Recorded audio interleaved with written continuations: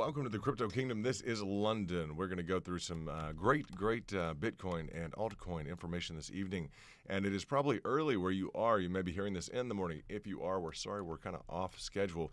We spent a lot of time this evening going through all the diagnostics. It looks like we are pouring down in the crypto market. Our goal is to help bring you accurate information in a timely manner so that you can definitely profit, guys. That's our goal. It's not financial advice, but that is definitely our goal, to help you profit.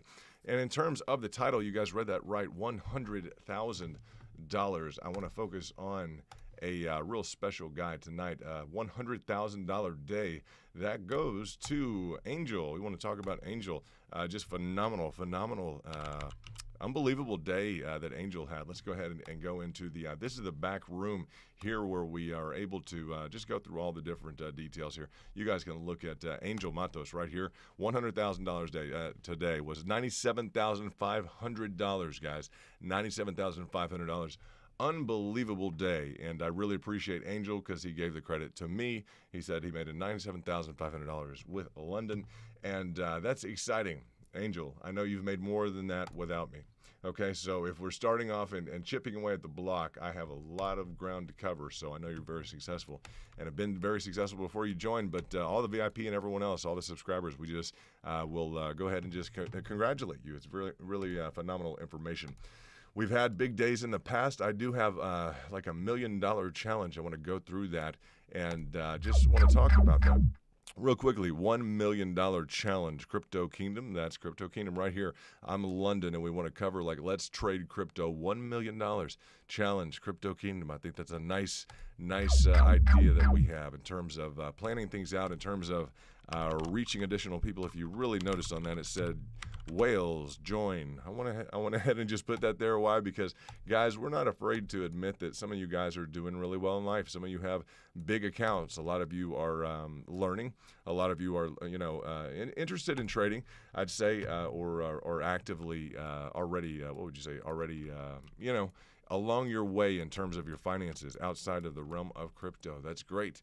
To the extent that you qualify as like a big kind of heavy hitter in the market, you guys are in the right place. If you're just starting, you're also in the right place. I'll say that too. We have a good mix of everything. So congratulations to Angel. That's a $100,000 day for Angel. It's very, very nice. It's nice to see. And for all of you that are here, we want to just reinforce the fact that as you try and catch those goals, as you try and reach those situations, and incidentally, we want to shout out to Brad Sullivan, who just rejoined. Very nice, Brad, for you to rejoin.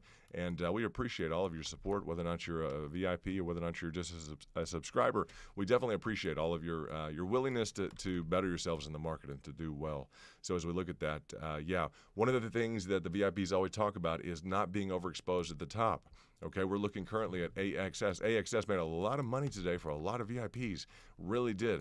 One of the key focal kind of points was, definitely a pattern formation and a recognition, but also never being overexposed at the top. As you guys see that, it's just really crucial that you're not overexposed at the top. You're always ready to deploy orders at lower levels. That's just what I hear the VIPs talking about at essentially every corner, guys, in the market, especially with where things are right now. Even in a real bull market here, like with AXS, it's been up over 500%. I think, how long has this been? Just in a period of days here. How long has that been? About 14 days.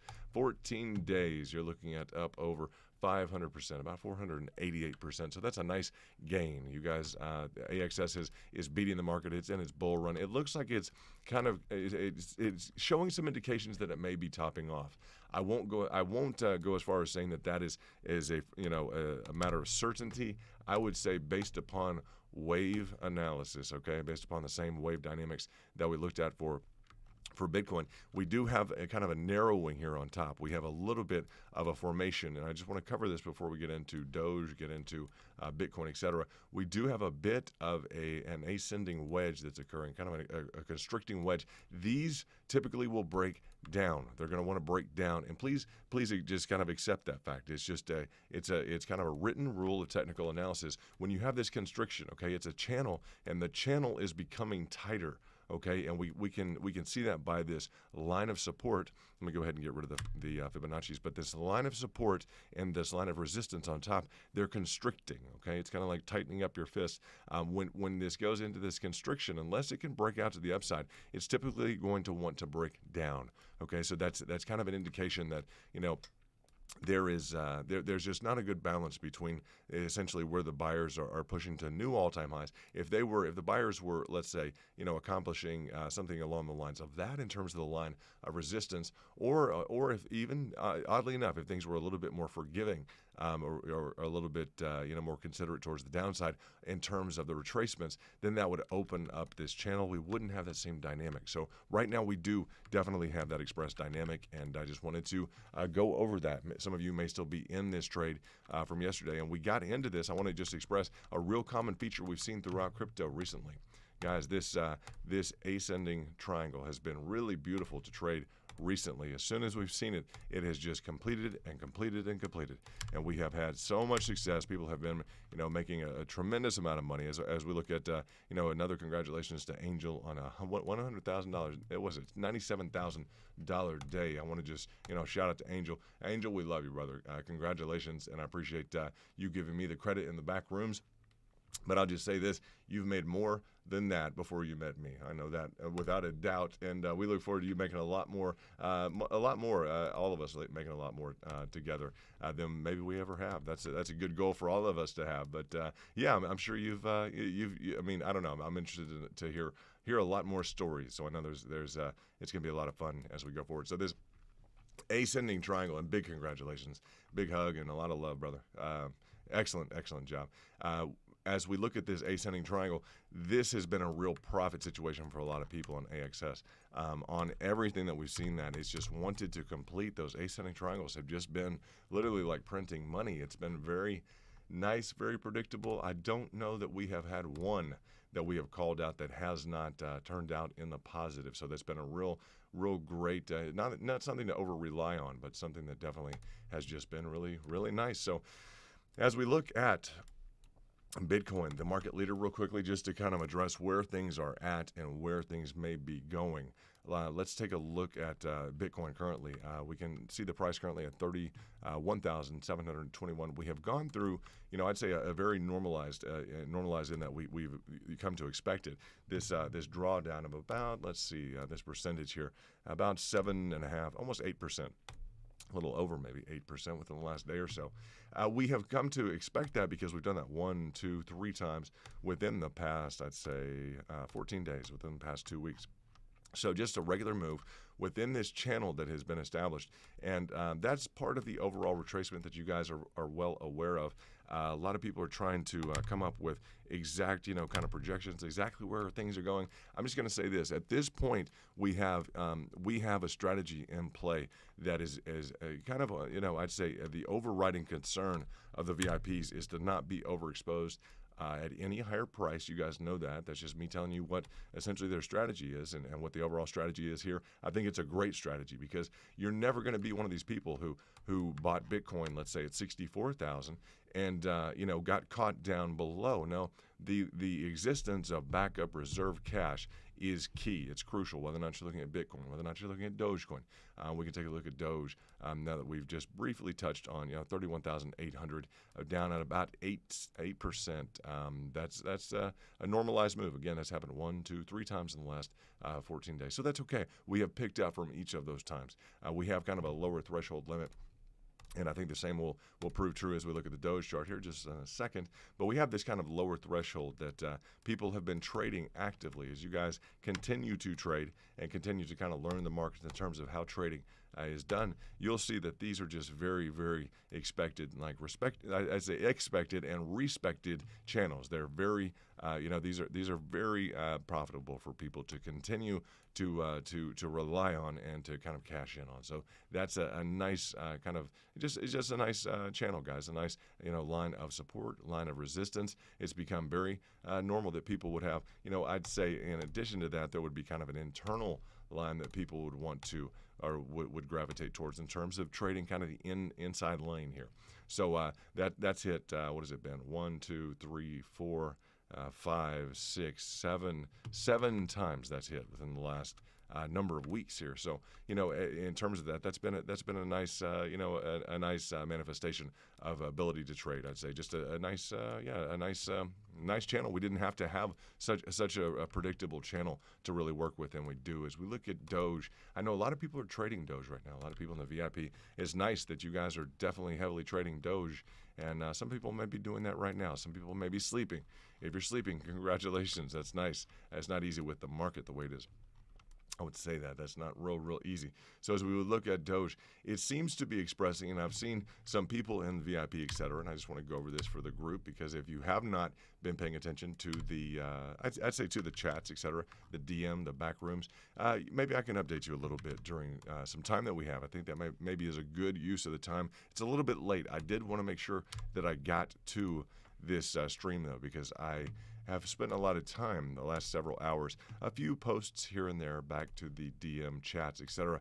But a lot of the time has just been spent heavily on the market. And I've been going through the diagnostics. I've been trying to get an edge on the market. You guys know I do that a lot to try and bring you guys new trade ideas like AXS. That worked out very well today. I'd say yesterday that a lot of people made a lot of money. So it was a good trade, very good trade. Congratulations on that. That was a trade, at least a coin I featured in the back room. So congratulations to everyone who made money on that. Very good job. This line of resistance is a very strong line right now that is receiving a lot of attention. The fact that the VIP, the fact that you guys are definitely are mentioning this, that you're showing this quite a bit, it's just indicative of the overall market. And essentially, guys, if you're talking about it, other people are probably talking about it. I know that you're making money off of it.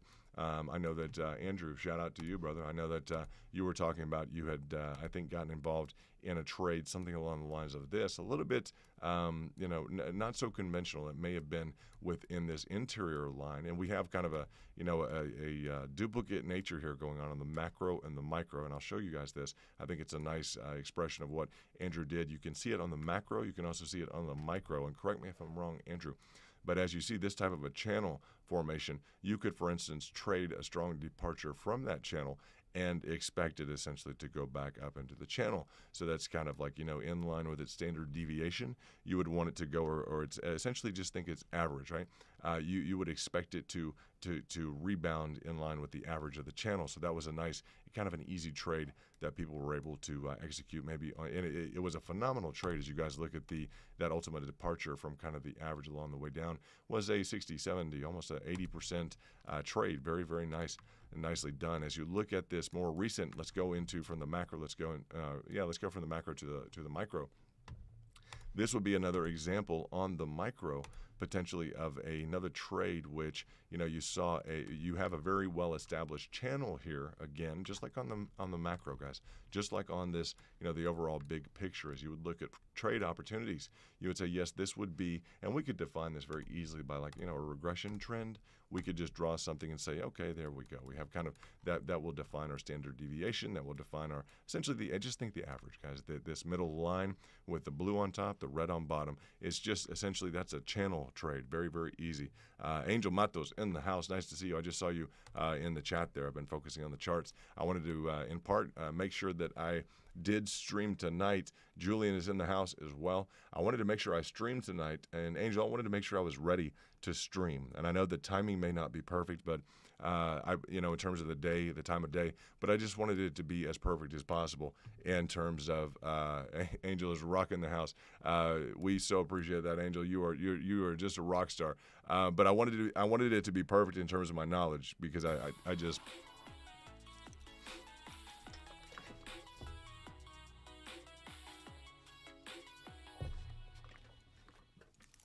Angel coming through loud and proud with 500. We appreciate that, Angel. I did take the time. I wanted to make sure things were as perfect as possible in terms of tonight, my knowledge of the market. We had some really good trades the last 24 to 48 hours, and I wanted to make sure that I was really prepped for the market tonight. And I know that you had a great day. We covered the fact that you have rocked in with 97,500, and that's a record for the channel. Okay, that's just that's a record. So I know you have done very well. I covered this previous. I'm not sure if you heard it, but I know you've done extremely well in terms of your past and in terms of like in crypto, etc. So I did come up with what I thought would be an interesting kind of challenge for all of us, and we can kind of work towards the definition of that. But I did want to start with like, let's trade crypto, $1 million challenge Crypto Kingdom.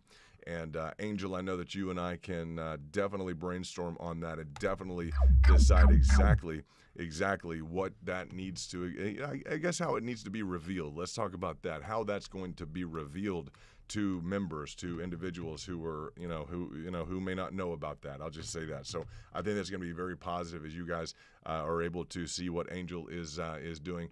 It's very a strong showing. I'm going to say that, and we are just so excited, Angel. I couldn't be more thrilled.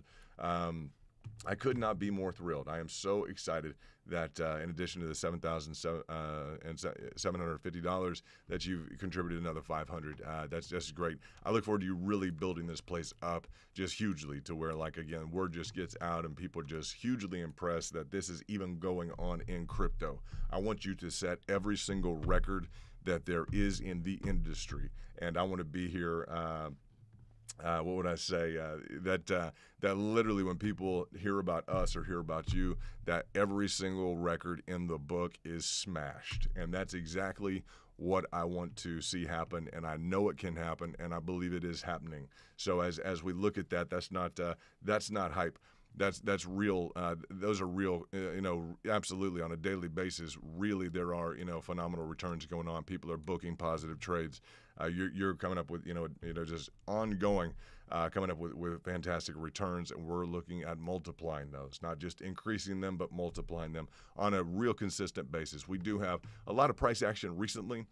Some of those are on just coins that are just kind of going around. We know the ones to focus on, the new coins, etc. And we know the strategy to try and capitalize on those, always with heavy reserve cash at the lower levels. As a VIP, that's what I hear all the time in terms of the best strategy that I've heard. I don't hear those strategies anywhere else. So.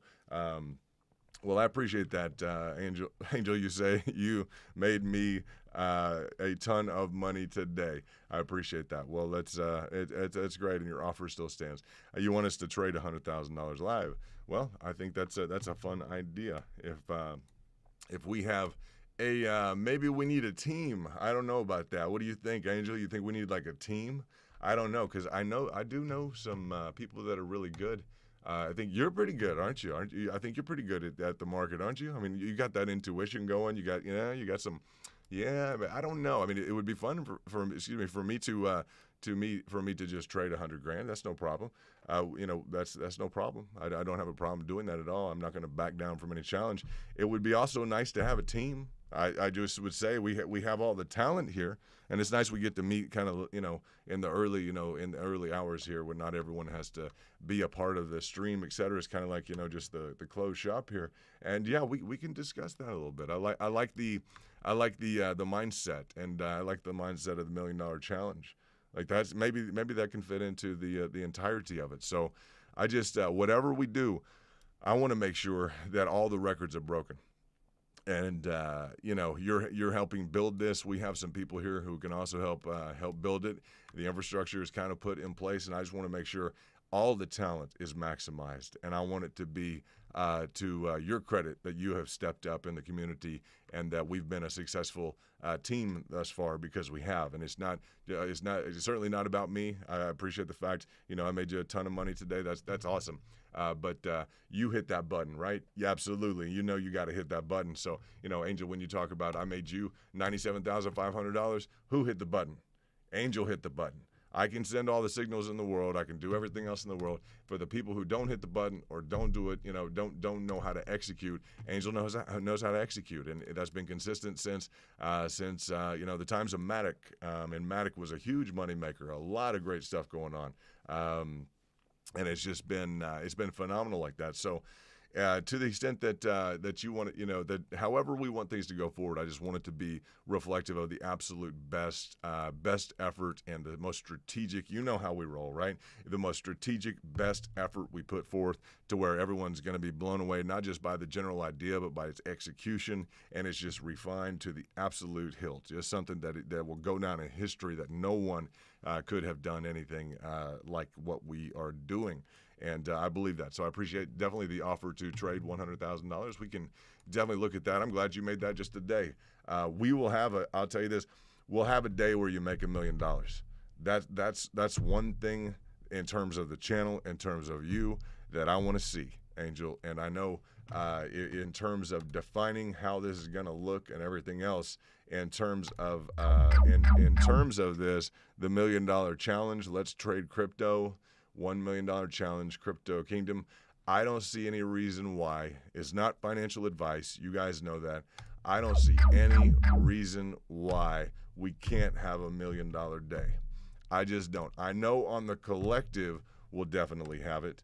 I know on the collective we'll definitely have it at some point. We could probably have that, honestly, in a very short time period, depending upon the volume that we would choose to do, right? What would I say? That would be something that we could definitely do with the right volume and number of people. We could come up with $1 million collectively. It wouldn't be a problem. I would like to see you make $1 million in a day. That would be my goal. If you just hit 97,500, I'd like to see you make $1 million in a day. I know we can do it. I just know we can. There's literally not a doubt in my mind that we can do that, Angel. So I look forward to that happening. The way about which we go about accomplishing it, and the time frame within which it does happen, the degree to which we're able to not be overly aggressive and still execute positive, rational trades in trying to. There we go. I'm buying that Lamborghini Aventador on crypto's dime. Are you getting the? Are you gonna get the Aventador? Well, I'm interested when the Aventador is coming down the pike. Is that going to happen with? I know you just made 97,500. Are you going to get that now, or are you going to wait with the? Are you going to wait until we really cash through on the top levels? You tell me, Angel. What's yeah? Let's. And he always does. Amen, brother. Jesus is a good man, and more than that, absolutely. So, what we have to say. What we have to say is, are you going to get the Aventador now, or are you going to wait until the cash cranks home? Want to hear what you got to say. This is exciting news. I want to see Angel in the new Aventador, the new Lamborghini. Yeah, what's up? When is the new Aventador? Is that now? Let's see. Is that now? Check the videos. Okay, so maybe you already sent me pictures of a new Lamborghini. We'll see what's going on. That's exciting news. She still has to eat. Yes, she does. She's beautiful. Your girl is beautiful. Absolutely. Love the videos and the pictures, everything that you're able to send. Yeah, Angel, guys, in terms of Angel, he's been around the channel for a while, and he's been a guy that's just been plugged in on some real hot cryptos we've had, and he's listened. And he's actually, like, as we've hit targets, he's actually done them. He's actually executed what we've gone through. And like with Matic, he was actually able to sell for a profit. And all the different all those different facets that we look at, and it's like, we talk about the logic behind the market all the time. Angel's just a guy, and he's been around, he's had a lot of success other than just this channel, absolutely. He's just, with the channel, he's been able to phenomenally be successful when other people would sit there and just kind of listen to, well, maybe that should happen or not, or maybe we should do this or not, and everyone knows the right thing to do, but Angel's sitting there hitting a button and like, okay, there we go, just did it. And bam, he books a huge profit, right? Whereas other people have not been, what would you say, able to really do that. Angel's been able to step forward. So we talk about him and potentially buying a new Aventador, Lamborghini. Like, that's nice. That's nice. That'd be very, very nice in terms of that. We would, we welcome that level of success. I think everyone would like to see that. And it's just it's gonna be fun. I'm gonna say that. Keep it under the speed limit, sir. I don't think they're gonna say that to you if they pull you over. It's like, keep it under the speed limit, sir. Do you mind if I just hand him your VIP card? Well, here you go. I was told this would work. Maybe not. You were going 180 miles an hour, sir. But no, those are nice cars. Very much look forward to you having one of those. You belong in one of those, and we'll work hard to make sure you get one, brother. Anyone else want a Lamborghini? That's what I'll say. Does anyone else want a Lamborghini? Honestly, I'm asking that question honestly. Does anyone else want a Lamborghini? Because I would think we would have a room full of people that would want a Lamborghini.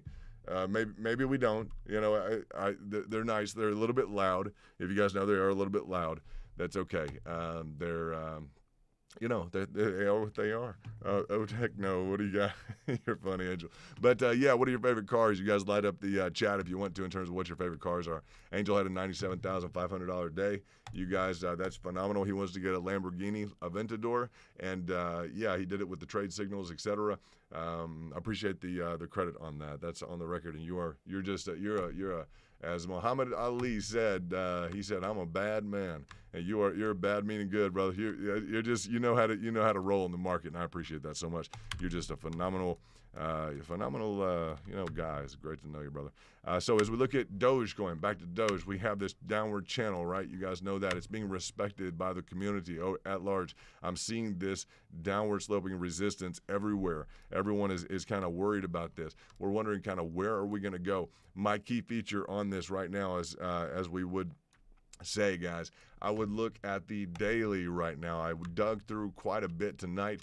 I mean, for hours, I went through probably 200 coins to try and find an advantage for everybody. And guys, I identified anything and everything that had a low RSI, and I did a lot of work, cross time frame, etc. I wanted to know what has the lowest RSI that we can look at right now. And guys, I want it low. We're amidst a retracement. I don't want it right at 30. I don't want it at 32, 33, 34, or 5.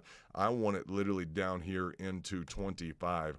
If I can get it down to 25, great. If I can get it lower than 25, if I can pick up an RSI in around 20 right now, which is a standard, believe it or not, 20 RSI amidst a retracement or a bearish trend, any kind of a pullback in the price like we're experiencing right now, 20 is the magic number. If you guys don't know that, you need to know that. If you don't believe it, go research it. I'll give you the page number upon which you can do that in the institutional materials, guys. 20 on the RSI would be beautiful. And you say, well, we can't get there. Well, you just got to, what is this, in and around 20, 25. Let's take a real kind of fine-tooth comb to this. Let's look exactly where we were. 26, that 25, 26.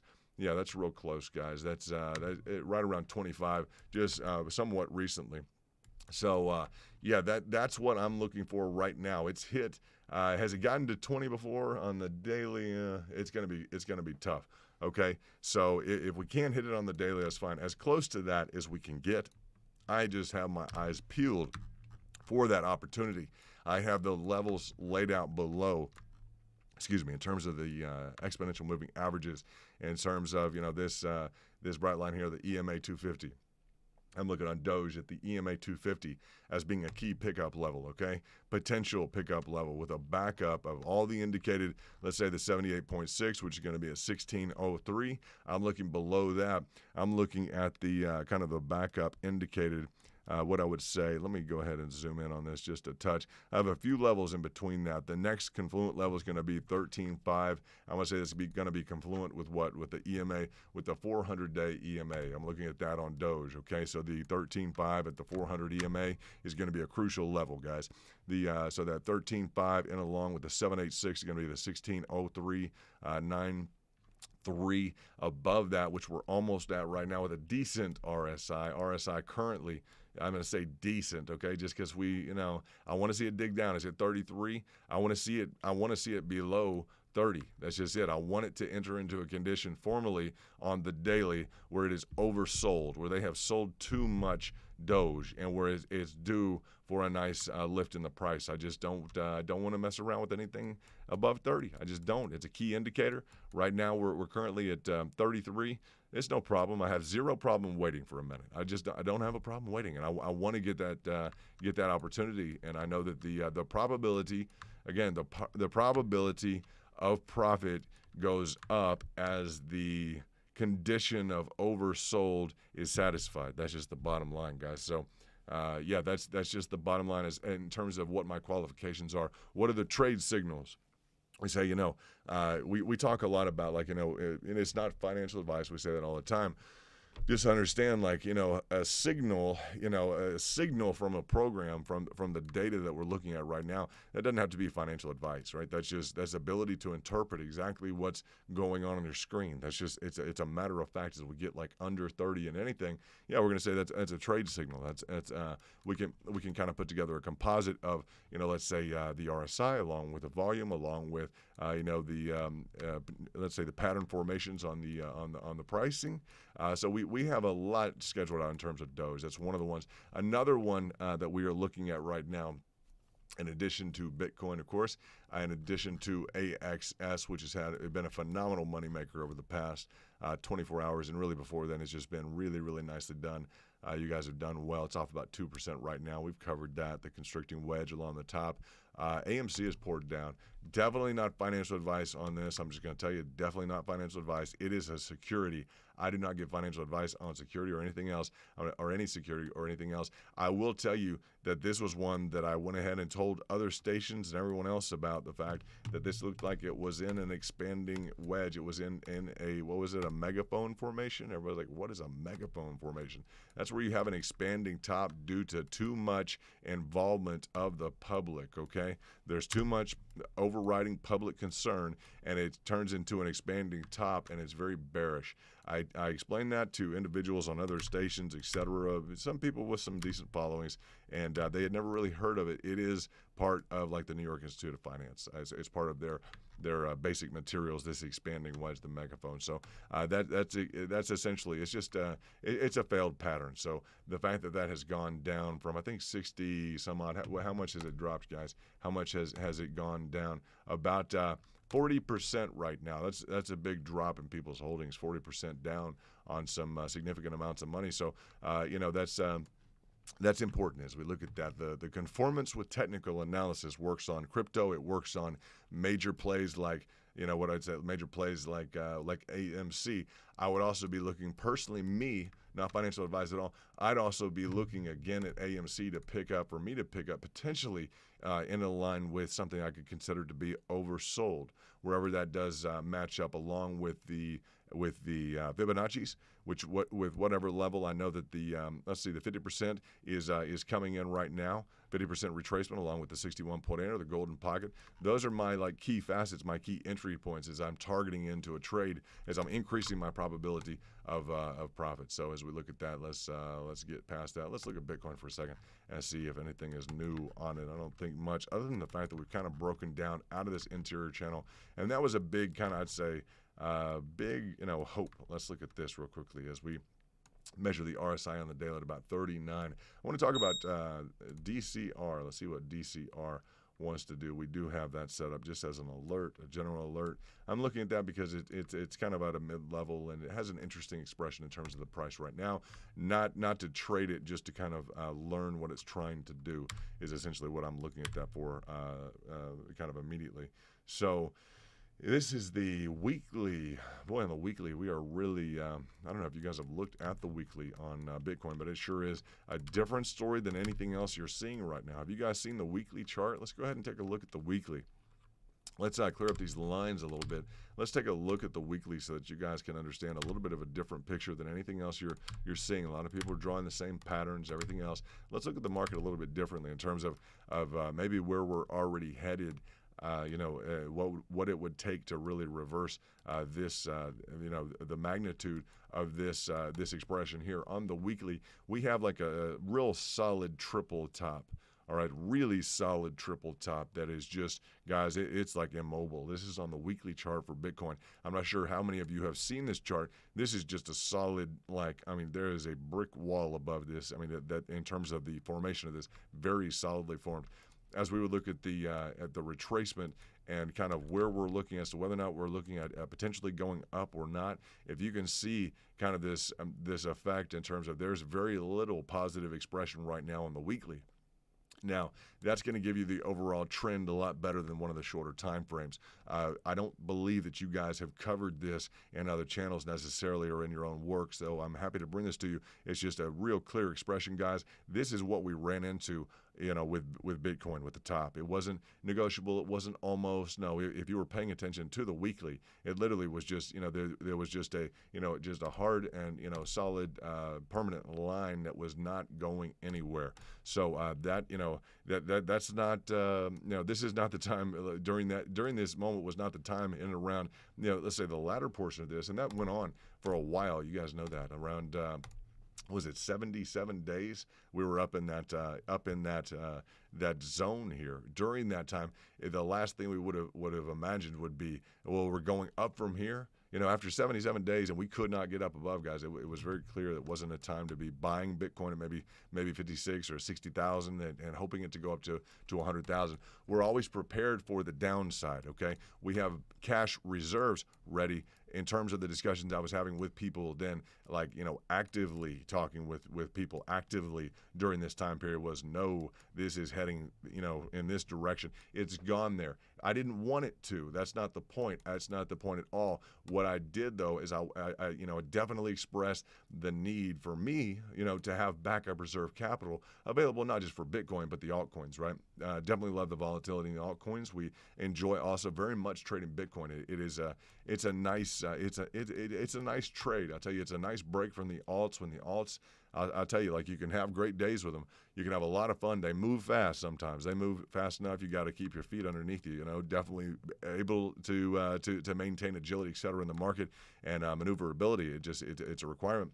As we look at this pour down effect here, this doesn't look like it's really hit any kind of a hitch at all, right? It doesn't seem to on the weekly. Bitcoin looks like it's just almost in a free for all, and I'll bring that up, just almost, right? So we could do some kind of I'd say we can do some sort of definitely a Fibonacci on this, and we wouldn't necessarily. I would like to experiment on it without. What do we say? Without doing the full expression of the true price, the 64,863.10, $64,863.10 is the all-time high. I'd like to just draw one Fibonacci on the weekly and kind of let this sit for a moment and see how this decides to behave. See that if I draw that perfectly like this, that's still on the candlesticks, I have a perfect hit, and a lot of people didn't know what this hit was. On Bitcoin, this strong hit down here, people have not been able to identify what is that hit. When we look at the different time frames and that big pour down, most people will not be able to tell you at all exactly what this hit was. It was kind of indiscriminate. It was kind of off a little bit for most people, and they couldn't really put a finger on it. I'll tell you, anyone who was on the weekly, okay, in terms of the weekly price chart, okay, in terms of drawing the Fibonacci, if you just took your Fibonacci out and drew it from ground zero up to the top of this pattern formation here, you're going to get this level right here perfectly. Okay, so you're going to get that hit on the candlesticks to where that is not going to be at all any kind of a mystery for you as you look at your trades on Bitcoin. So let's go back to the daily. Let's go back to for instance, let me see whether or not I have this on a different fib. Yeah, I do here on the daily. We go to the hourly, etc. This one's drawn up to 64,863.10. We do have the 50 percentile here. Let's go to the candlesticks, and yeah, see on when we draw the Fibonacci up to the 64,863.10, and guys, this is really crucial. Excuse me, as you look at the difference here, as you look at this, the differential here, if we draw up to the 64,863.10. Okay, if we're on, say, a tighter time frame, okay, a more kind of a micro time frame, smaller time frame, we're going to essentially draw the Fibonacci from ground zero up to 64,863.10. Okay, what happens? When we do that, we have the 50% retracement, right? That 50% retracement is not indicative whatsoever of this hit right here. That hit right there being the major move down that Bitcoin dug into right here when it really decided to hammer down. Most people haven't been able to really explain, what is that, right? I just went through exactly what this is. Okay, it's not an EMA per se. It's not anything other than exactly confluent with we're going to say the weekly time frame. Okay, that weekly time frame is going to be that the Fibonacci on the weekly time frame is going to perfectly express. Okay, if we draw just from the bottom up to the full measure on the weekly, it's going to exactly express what got hit, and that's going to be along the 50 on the weekly Fibonacci, guys, on the weekly chart, the Fibonacci. And let's switch over to the candlesticks. Bam! Do you see that?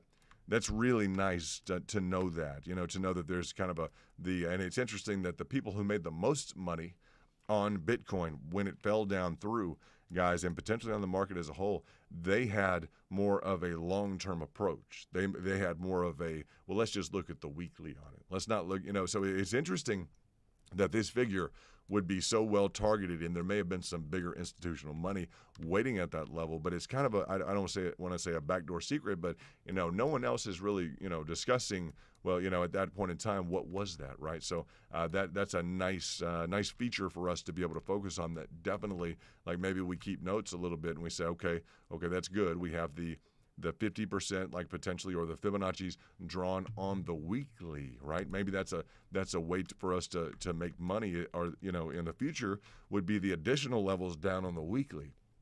Like, if it wanted to dig down additionally into further levels, maybe these weekly Fibonacci's would be interesting for us to look at and target. And again, what makes them real interesting is that we're at a different level on top. On the weekly, we manifest, this line chart manifests itself around the 60,000.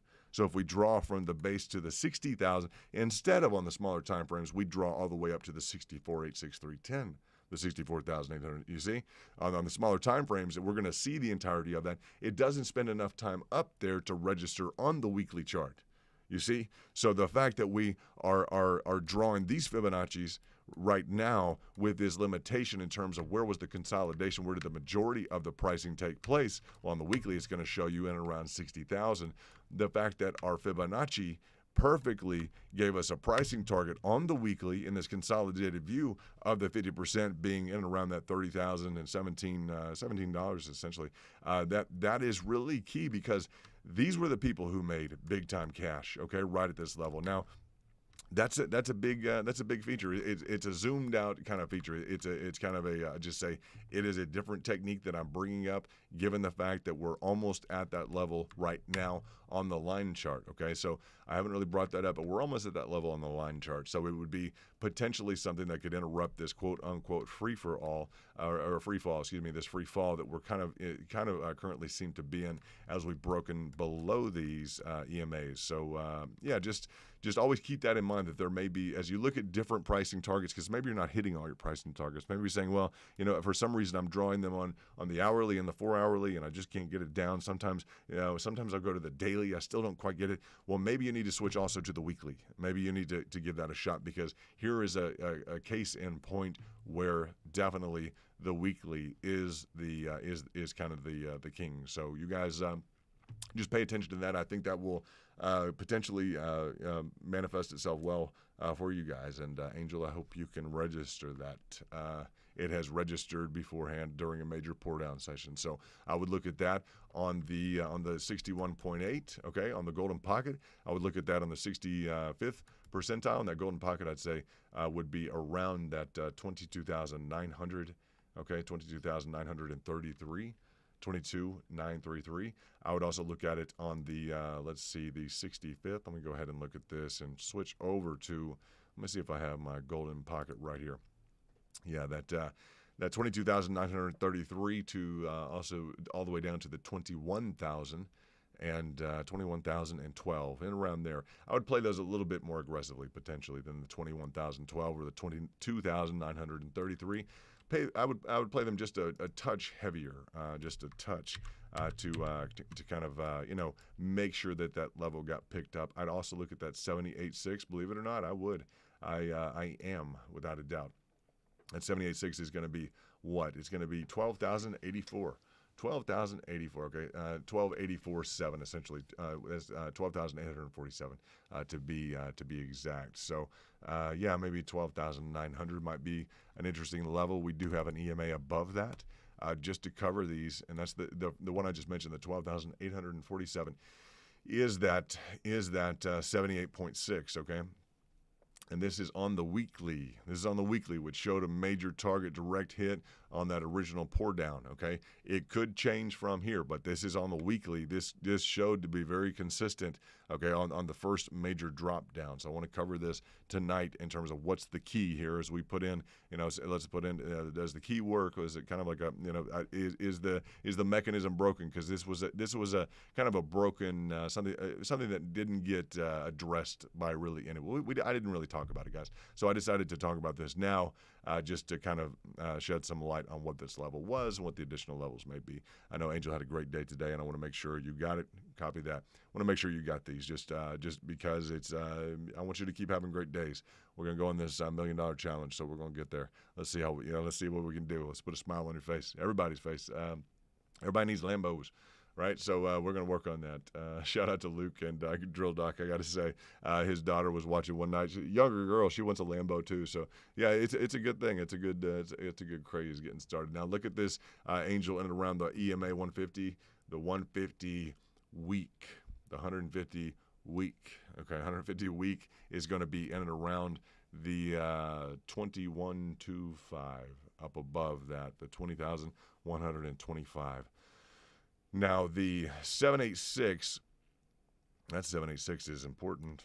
That 786, I'm just going to say that the 786 is really important for a lot of different reasons. And in between that 12,847 and that, I'm just going to draw all that 12,847 all the way up to the 14,476 are key areas.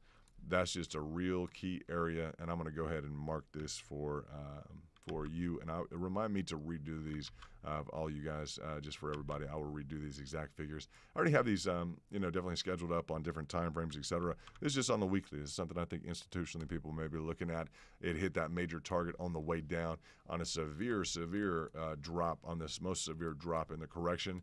It hit right on this weekly Fibonacci. So there won't be any mystery in terms of what did get hit or why. You just will rip the veil off that, and this is exactly what it hit. I'm not sure that anyone has discussed that, but now we know that's what it hit right there, guys. So in terms of additional information, what else can I share to try and get this little $1 million challenge deal started? That's a good start there in terms of kind of where the smart money was. We want to focus on where the smart money was and maybe where it is. I would say that's going to be a key feature of doing well in this game is like, where's the smart money right now? So we want to definitely focus on that. Now we have a different level below, and we'll get to that. How about that? We'll get to that level below.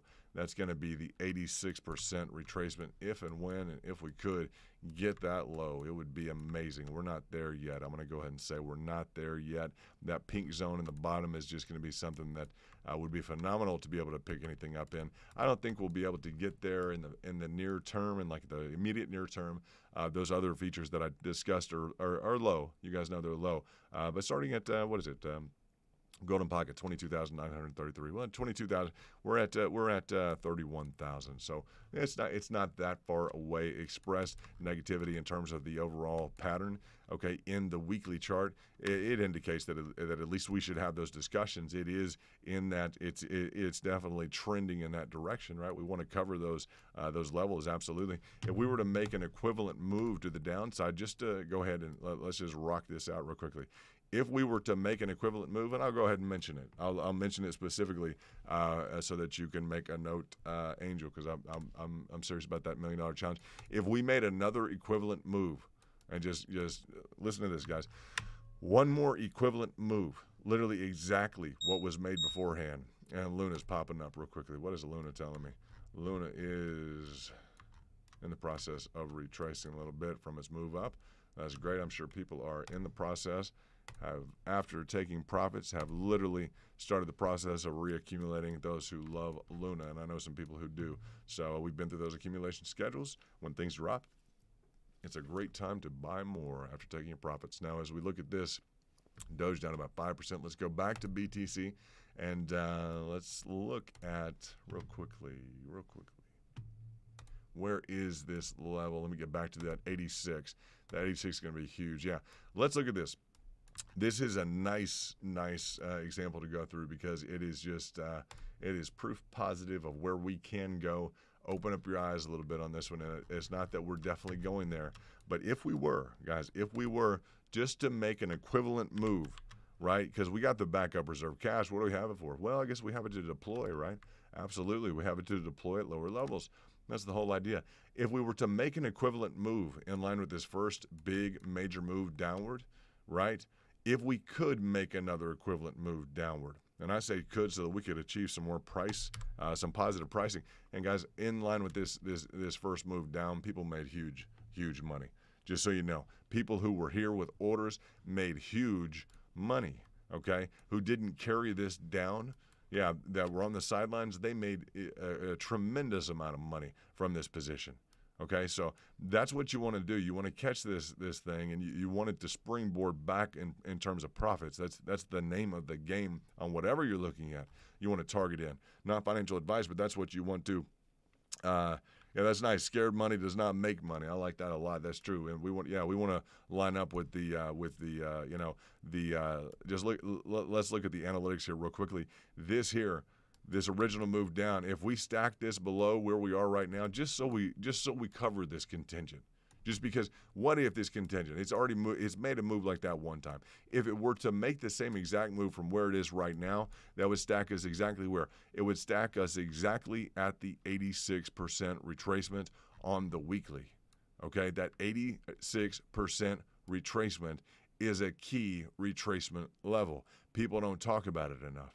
Okay, $8,404. Well, that would be just ridiculous, right? It doesn't have to be there very long, is the only thing I'm going to say. It wouldn't have to be there at all for very long at 8,400. Okay? I'm talking about it might be there for 2 minutes. Literally, it might be there for 2 minutes. But in the process of something that could happen and generate some real negative pricing, if enough money were waiting at that level, at some point, as we're just experiencing the ordinary standard volatility, if there were a desire, okay, for people to go down and pick up the orders here, and there were enough cash at this level, at the 86% retracement, which is essentially is the exact move down from where we're at of a move that we've already made. If that move were completed, it may not even stay there but for like a few minutes. We don't know.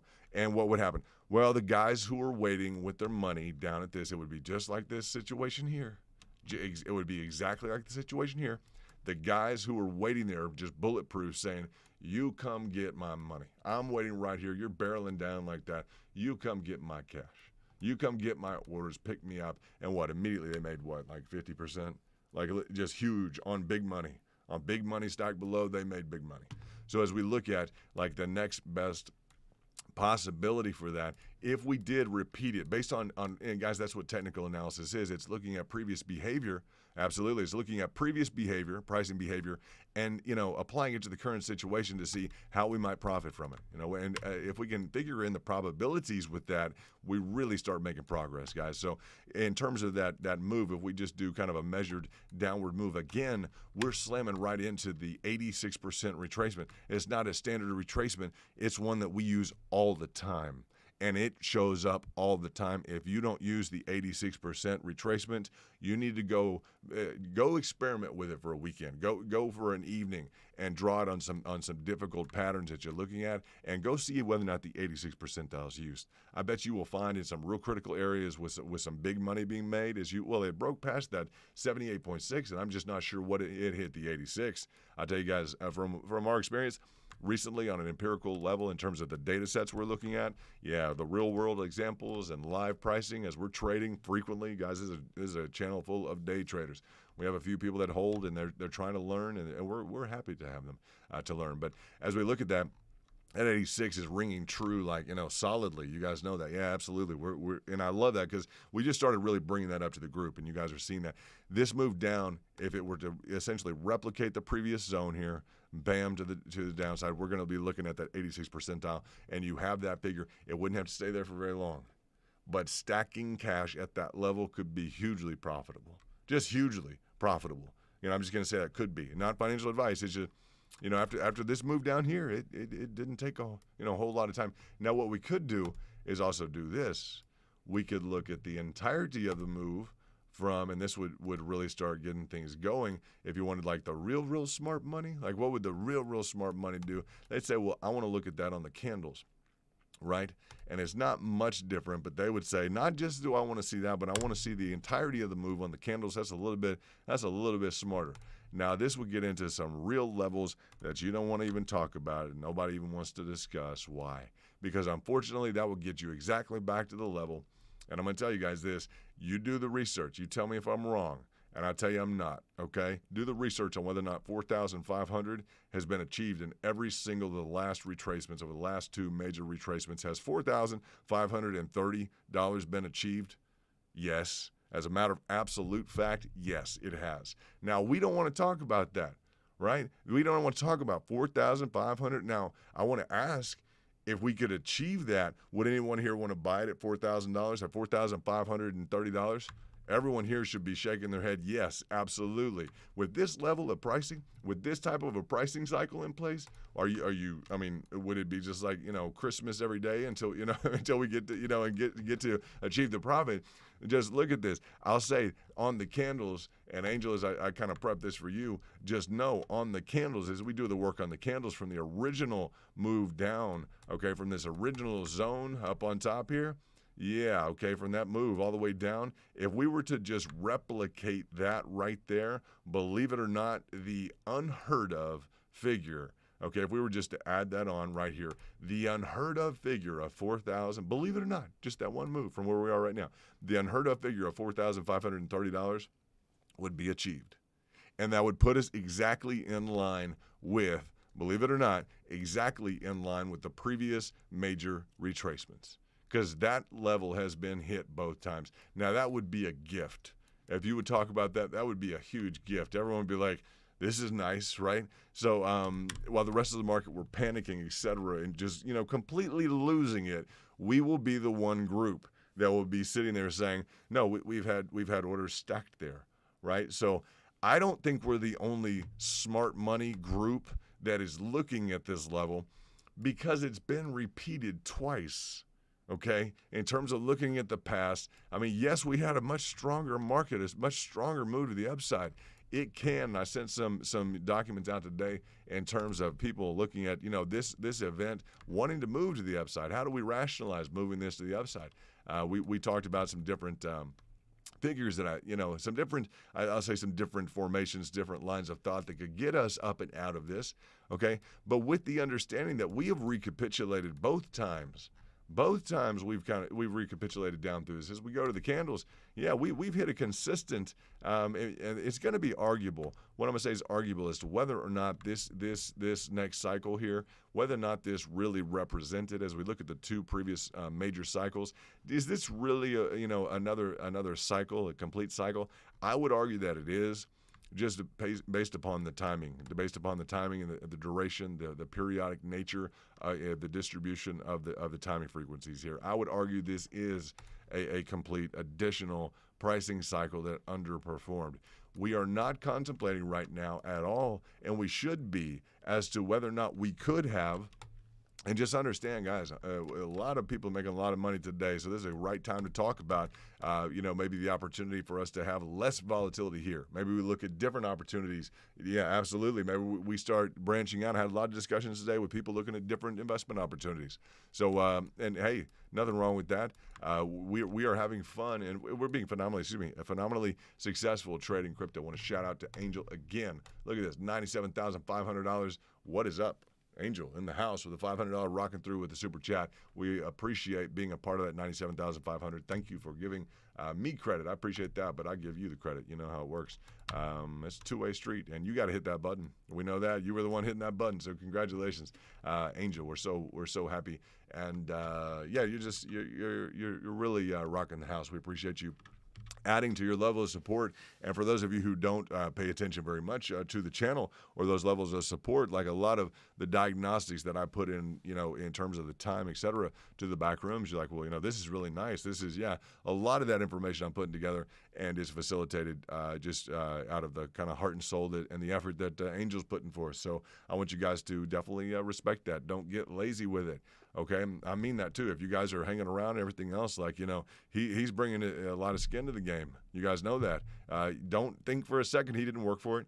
Don't think for a second it was just, what do I say? What would we say? It's just, understand that he's worked as hard as you guys have. And I know that for a fact. He has busted it. As you guys look at that, and that may be uninteresting to you. Maybe you've worked harder. I don't know what it would be. What would distract you from that principle? But I just want to appreciate that and how hard Angel has worked and how hard all of you guys have worked and how much you can bring to this group. And I really, truly believe that, okay? And for some people, they may not have the time. They may be flipping through a station and uninterested. We just have a lot of success. I'm interested in extreme amounts of success. $97,500 today, one day. That's what I'm interested in. To the extent that people aren't interested, in that, then that's okay. But I believe that anyone can achieve that. And for people who don't believe that, then hey, there's a lot of other places to go hang out. We know that, right? And we won't count it against you at all. You guys come back if you're ever ready for that level of success, okay? And if you ever want to put the nose to the grindstone and try and get that done. So as we look at this, you have those levels, Angel. We have underneath that, right? We have what? Well, underneath that, we have our heavy accumulation schedule, right, that we put in on Luna before taking some profits on that, right? Yeah, absolutely, before cashing on that. And we just know that we have these great, just as we look at the overall trajectory of things, as we look at the accumulation schedule, and just something to, let's see, discount fibs, core value deep. Excuse me, core value deep is going to be looking like this. It's going to be all the way straight down. We're going to look at core deep value acquisition, and I'm talking about the down, the lowest levels you can possibly imagine, something not going beyond what you think something could go, having reserved backup cash for all of those levels to ensure that you don't get washed out of this market. Because if it got down there and you were overexposed at a higher level or had cut losses and cut losses and cut losses just on the contingent that did occur, that would be the most miserable experience that you would never forget, is not being able to pick up value in this area. And the guys who make money on this, guys, are the ones who are picking up value at lower prices so they can get carried up. And we're looking at a previous zone of the entirety of the market. It's not just Bitcoin. As we look at the entirety of the market that went through a nice pricing cycle beforehand, and then it underperformed for a bit before it picked up. Well, we just went through a very nice pricing cycle here. If we got into a scenario where we dug down, even if for a minute, guys, even if it decided to go pick up some heavy, some lower, let's go look at the candlesticks real quickly. Even if it decides to do another one of these moves, that's a real aggressive move. And it didn't need to stay down here too much, right? But it very quickly, guys, it made a good 30, 40% for people who were stacked at this lower level, right? That's where the smart money is. Okay, so I'm talking about right now. If that move is repeated, you guys got it. Where's the smart money right now? Smart money is right down here. Bam. And all it is a repeat. It's like, you guys remember what happened yesterday? Yeah, absolutely. Everybody does. Is that negative to talk that way? No, that's where the smart money is. Stacked heavily at lower levels. We're always prepared for that. That's, a lot of cash is waiting there. A lot of cash is waiting down there. It's repeated multiple times there. Repeated. And if we went through a scenario, and you guys are some of you are heavily invested already, I know that. We're talking with Angel right now, who had a $97,000 day today. He's a great VIP. We appreciate you giving the hats off to me. What's up, Richard Hale in the house? Richard, where's your badge? What happened, brother? Richard, where is your badge? We got to have your badge, brother. As we look at this, let's take a look at the entirety of this original pricing action on Bitcoin, then the repeat of the pricing action, which was kind of a disappointment, right? This what did we just do here? I went to the wrong feature. There we go. This kind of a disappointment, kind of this secondary pricing function, which wasn't as much. The worst thing in the world would to have been, let's say, it would be to be over to establish the condition of being overexposed at a higher price in the original price function here, and to be unable to move or do anything through the entirety of this. How long did this last, guys? This lasted for, good heavens, guys, 938 days, like two years. You don't want to hold for 2 years and just have to wait for like source capital to manifest itself. And that's no fun. That's not what smart money wants to do. That's not what anyone wants to do. Wait around for 2 years, and while you're overexposed at a price, and you just hold something for 2 years. Everybody likes to trade. When you trade, you can make money. When you have backup reserve capital, and when we implement, like, I'd say logical, sensible kind of market behavior, it's going to include being able to buy at lower prices. That's just it. So it doesn't mean like giving up on the market. That's not what we're doing. In fact, we're strategizing, and we're ready with orders here at lower levels. It's just a fact. Absolutely, backup reserve cash is waiting for these lower levels, just literally just enticing the entirety of the market, the exchanges, everyone else. Just come on down here. Just come. And this is the pull right now. Originally, there we go. Copy that. I like to see that. I know you're out there. Thanks, Ricky. As we looked at this, guys, understand that the bull market on the way up, as exciting as it was on the way up and as much money as we made, right? Just bam, everyone just literally just attacking this, the pricing on the way up, just pushing it as quickly as we could go. You guys know that we ran into that kind of functional limitation. We've gone through the essence of kind of the wave formation, et cetera. I'm not going to get into all the details, but we did talk about this, like triple top that nobody was going to mess with, right? Look on the weekly, guys. You'll see the picture that has seldom been told, and that's it, okay? A triple top like that, guys, not a head and shoulders, etc. It's a flat triple top. That's a mean triple top, guys. So as we look at that, as aggressive as things were on the upside in terms of getting the price where we really enjoyed it, and this was just a fun run up. We're never gonna forget the cash we made on the way up. That was very, very nice. The same level of aggression we had there right now, it is literally just sizzling under here. This is the hot zone right here. Underneath, people just waiting with cash to deploy these lower levels, excuse me. And that's the excitement going on right now, that this group, the kind of the value-driven group, it doesn't sound real exciting because everyone's like, well, we want the price to go up. I agree. But if it means that, that Angel's going to have another, the next one's going to be a $250,000 day, well, I'll wait a couple weeks. I'll give it a couple weeks. That's fine. Or I'll give it another month. I want him to have a $250,000 day. That's it. And then I want us to have a $500,000 day, Angel. And then I want us to have $1 million day. And that can happen. I don't see any reason why that can't happen. It's just a matter of time and application of good strategy. And I think it will be inevitable. Absolutely, it'll be inevitable. If we work hard enough, success will be inevitable. And your goals, reaching your goals, will also be inevitable. So if we keep working, it's just going to be inevitable. So that's a good approach. That's so easy, but it's just the truth. It's consistent, engaging, consistent action. You guys know that. So this value right now is very exciting to us because we have people making money.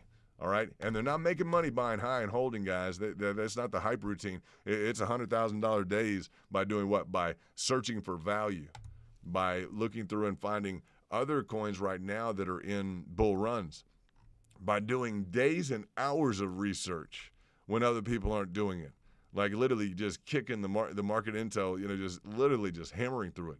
Like that's what we're enjoying doing. It's very, very nice. That's a leader. Yeah, we got those levels of success are not, Kingdom in the house, the Kingdom. You guys, welcome to the Crypto Kingdom. Smash the like button if you haven't been here yet, and I can go through any pricing targets we covered in the beginning. But we're just having a good night, and we appreciate you guys stopping in for a moment.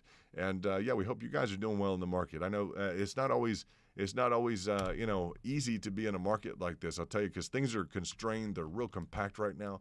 We understand that definitely, and we hope we're a little breath of fresh air.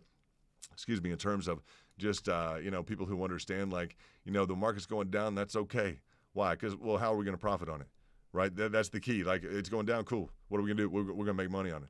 Okay. Not that it has to go up. We have to push it in a direction. Right? Understand.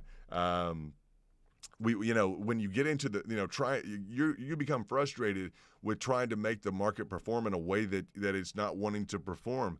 Well, sometimes we just need to adapt, right? We need to focus on like pricing targets. This green dot here is a nice pricing target for Bitcoin. We have targets all the way lined up throughout here. Still with some exposure to ride this up to if it were to continue, but we have just loaded up, just absolute, what would you say? Just a lot of. I don't want to talk too much, but I just know we have a lot of reserve capital in this group and beyond at lower levels. A lot of reserve capital down here, ready to deploy. The smart money's not floating up in here right now. It's just not. If the smart money were coming into the game right now, and the big money were coming into the game right now, we wouldn't have this problem with demand, right? Yeah, and that's what I'm going to say is when there is a lack of demand, that's when you see the price drop. That's what occurred here. A lot of people taking profits. So we hope it's a breath of fresh air that you guys can just say, price is going down. Why is that good? Because we're going to be acquiring. We're going to get into this. They're talking about an accumulation phase, right? It's what? It's accumulation for later distribution at a higher level. For what? For profit. Very easy. We accumulate at an increase amount as things go down. And that's what people are losing. They're hearing accumulation, and they're hearing this, well, that's when people are buying and buying and buying and buying. Well, accumulation really means like, okay, you're ready to accumulate, I'd say at an increased amount. I don't like it, and I'd say what's being confused about it, it seems like the notion that's being floated around is that accumulation almost means consolidation with the different Wyckoff theories and everything else that people are getting into. Almost that the accumulation means almost a consolidation. It's part of the consolidation. I tell you guys, if you don't get accumulation in line with an increased amount of demand as the price goes lower, you're missing the whole point of investing, in my opinion. Not financial advice. But if as the price goes lower, if you're not geared towards thinking that you should be accumulating more, then you're missing the whole point. You're going to miss the upside, because if you're not catching that, you've already missed it thus far. And you're not ready with orders waiting at lower levels at increased multiples of where you're already at.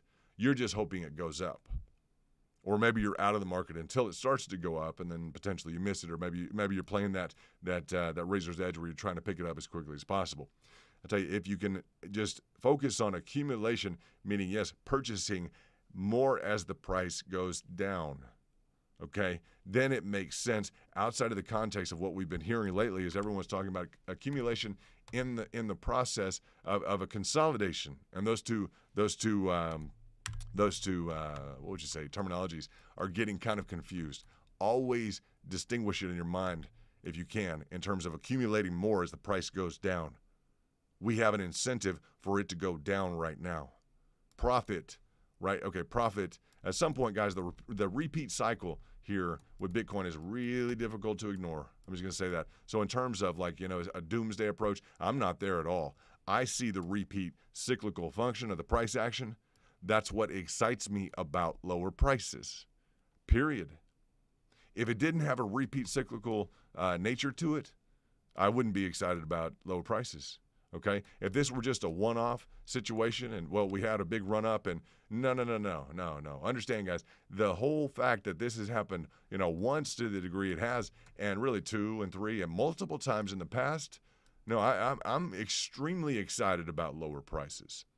That fits into my profit equation a whole lot better than, let's say, and all we have to do is step back to, well, if you disagree with that, I guess we should have just bought at 60,000 or 64,000, right?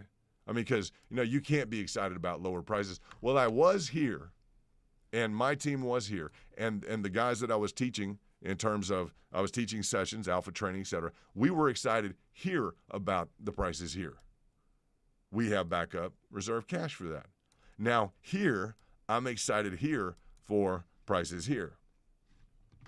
And in the process of all of that, I'm still maintaining positions and growing cash in nice coins that are going through like bull runs right now. So that's how we balance things. As this, we find something with a negative correlation, essentially. We're able to hedge as things go down, and we wait. We kind of day trade. We focus on market intel with Bitcoin and our other coins. And we find opportunities to, let's say go through a bull run. We're not missing on anything, really. I mean, it's just that's really nice. Yeah, because that's very rare, guys. It's very rare. You guys are the best. Yeah, very, very nicely done. So let's see what else we got. AXS, we talked about AXS a bit. I wanted to wait a while. I was kind of waiting for a break in the market a little bit to see whether or not it really decided to. Rep V2 has decided to, and I have that next entry. I'm not sure who I did this for or why or when or where, but this next entry literally, I got this out to the VIP at some point. I'm not sure when. You guys will know, but I gave people a Rep V.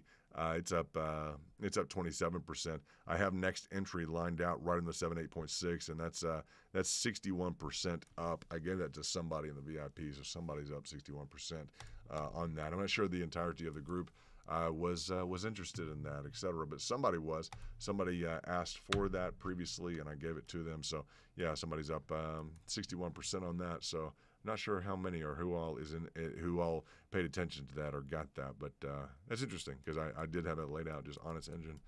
Scout's honor, as we would say. I'm not sure. A lot of you guys are busy and don't have attention to or time to put into everything. I understand that. So as we look at that, that's the hot play tonight. Rep V. We have a lot of different hot plays, but it's nice just sometimes to relax. You guys had a huge day. The last 24 hours has been a huge, huge day. So it's okay to just take a breath, right? We don't have to act like, well, every day has to be like that. If you have a huge, huge kind of knock it out of the park grand slam day, that's just, hey, that's maybe time to unwind a little bit, just relax a little bit. Let's take a look. Nothing really changing on the Doge chart. Just want to look at a few different of the mainstay coins. Let's take a look at, I had mentioned T-Fuel. I had mentioned a few different ones. Let's see. Let me see. Ocean, Kava. What do we have here? I'd gone through research about 200 of these coins today, just really making sure. Yeah, I like that a lot. As I look at T-Fuel, as I look at this pour down, I just like it. I like this negative price action. That's what gets to my targets. That literally is what creates positive trades amidst a retracement. Okay. Functionally, if you guys do a lot of wave dynamics, if you look at a lot of what's the threshold that is reached, what is the threshold? Well, guys, that's kind of like the express threshold. Like there's a maximum amount of money that can get thrown into a market. Like when either a specific coin or a stock or anything reaches its threshold, there's no more money to invest in it. Like, what is our option, guys? People start to take profits, right? They get bored with where they're at. If there's kind of a maximum threshold that's been reached, they're all going to be sitting at, well, we're sitting at $100 and it's just staying at $100. Well, this is no fun. Look, they're making money over there in a different market or somewhere else. Okay, well, people start to take their cash that they've made. They look for a different opportunity that continues to produce returns, the competitive nature of investing. They take their cash to the other investments, and the price starts to drop. As the price starts to drop, okay, it becomes even less competitive. Those other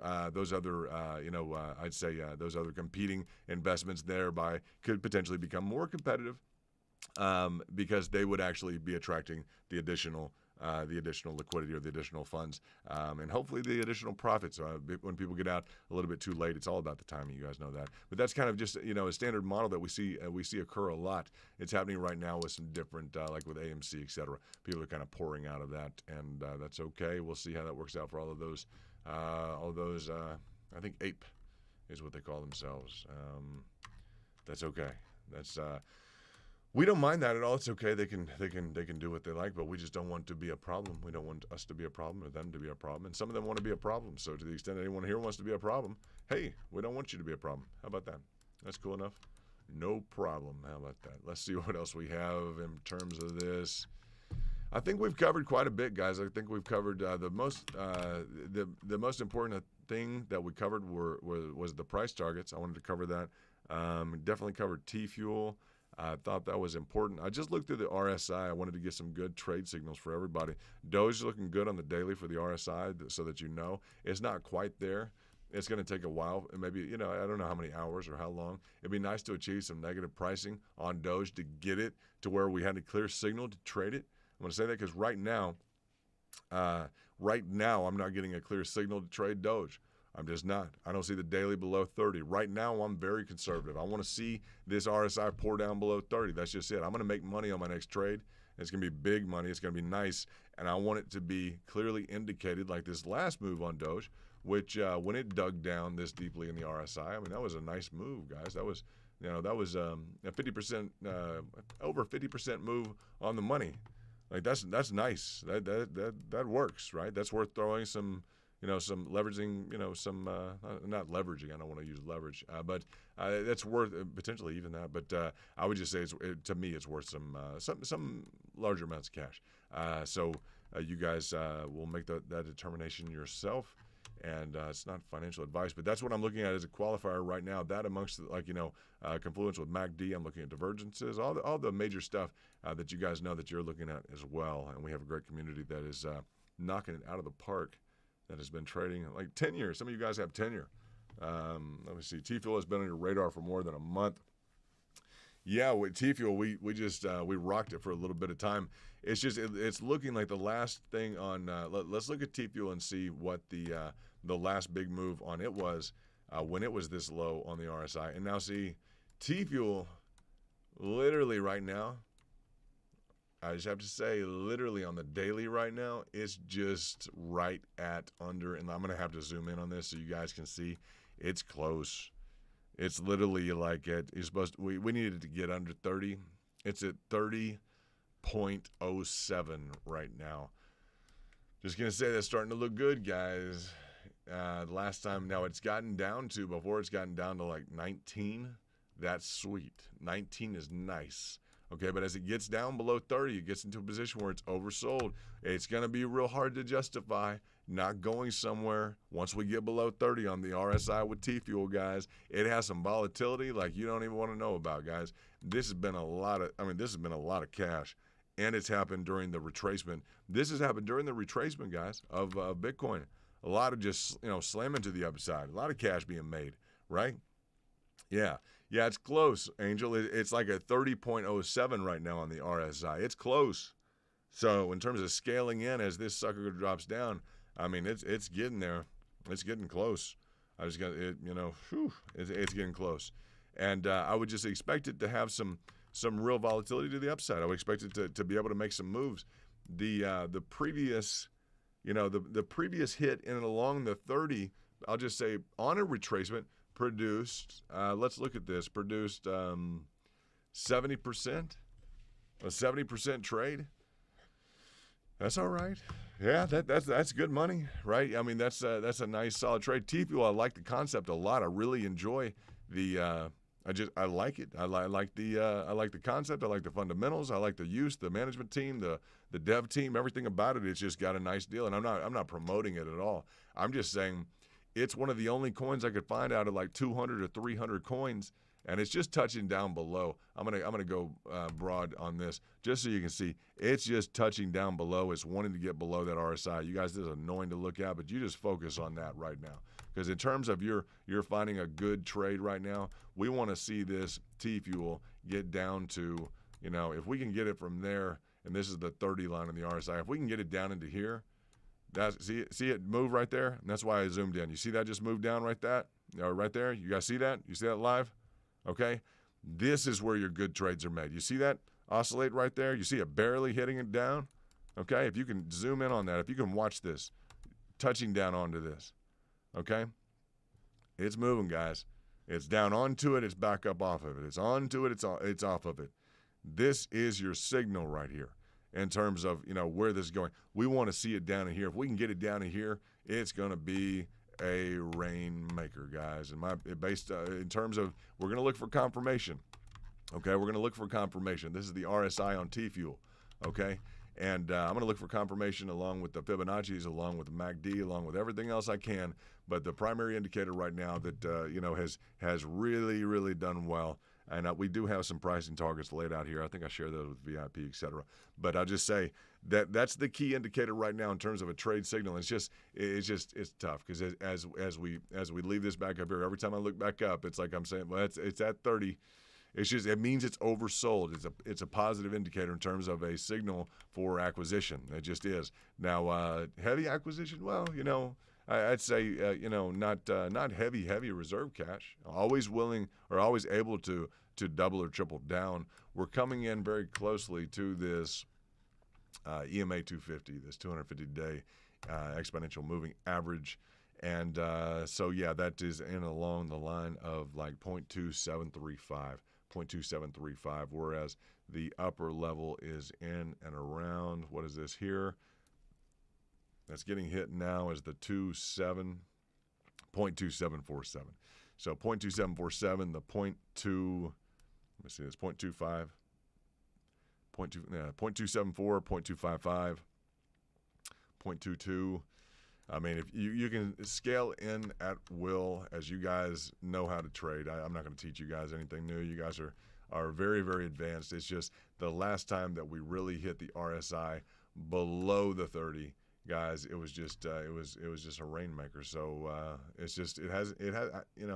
just like to see it happen, guys. I'd like to see it happen for you guys, and that we were in a position where we had a clear signal like that would be phenomenal. So as we look at this, let me talk about some other anything else that I looked at 200 coins for you guys.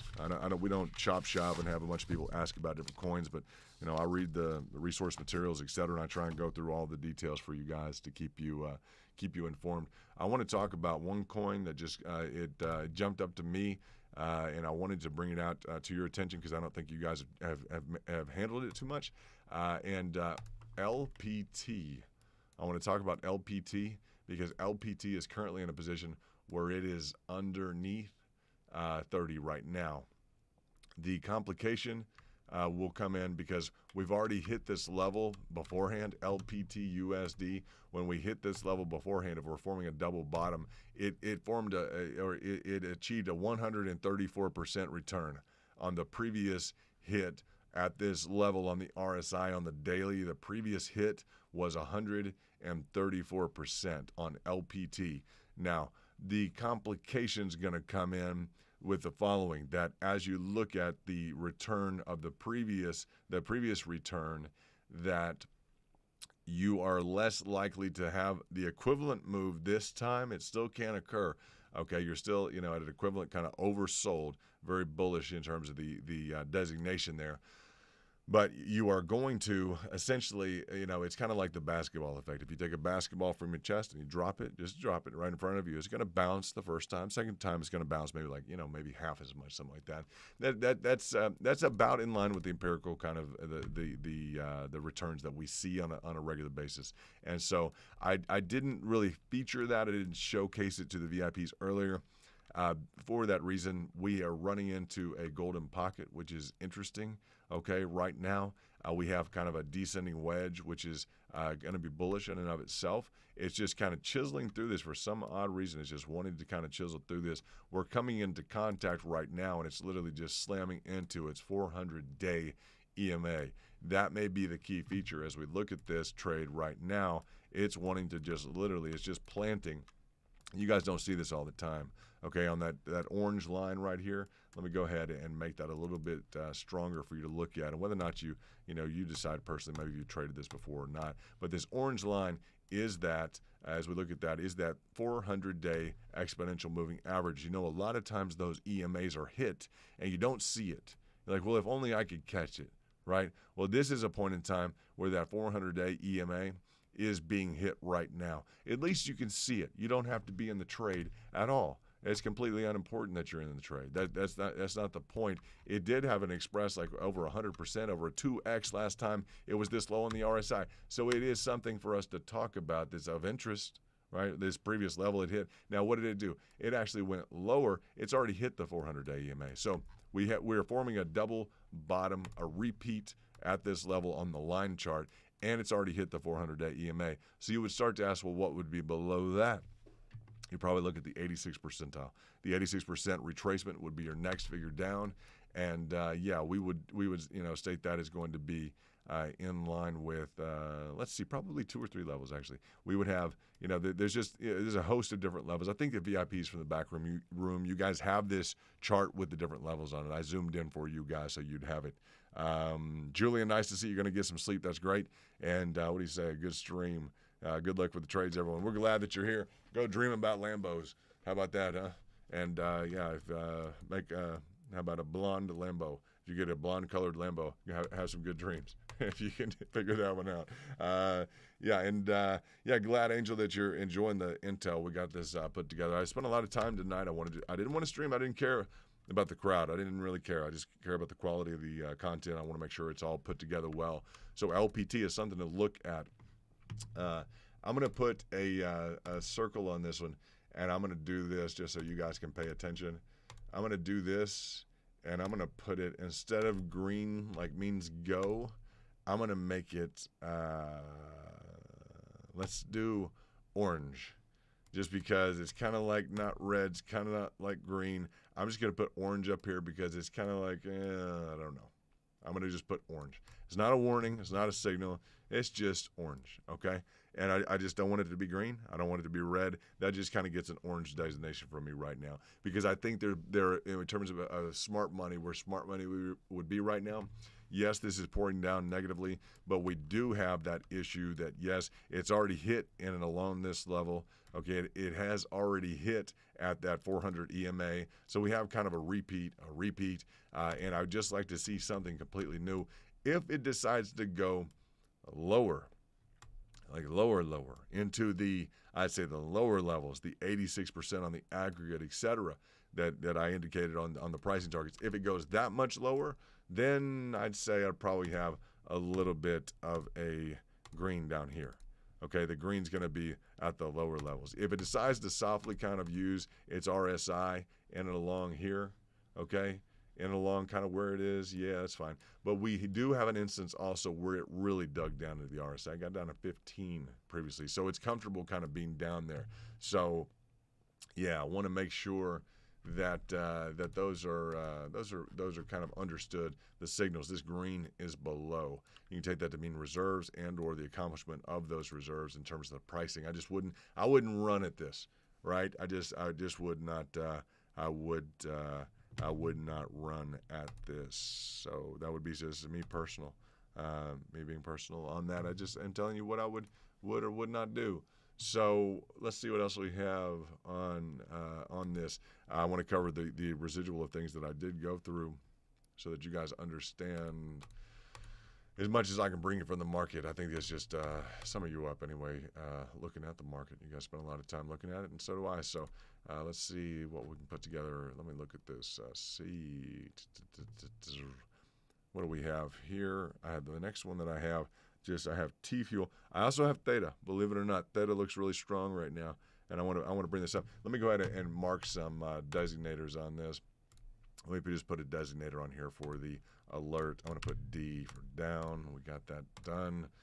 And let's go look through Theta real quickly and make sure that we're good. Some of these are achieving some good retracements right now. So just getting to pricing targets, that's the whole goal, getting that RSI down so we can achieve some positive pricing. That is necessary for profits. It's needed for profits. Let's look at where's Theta real quickly. Let's see. Theta. There we go. Let me go ahead and wrap that up with a bow there. There we go. Yeah, there we go.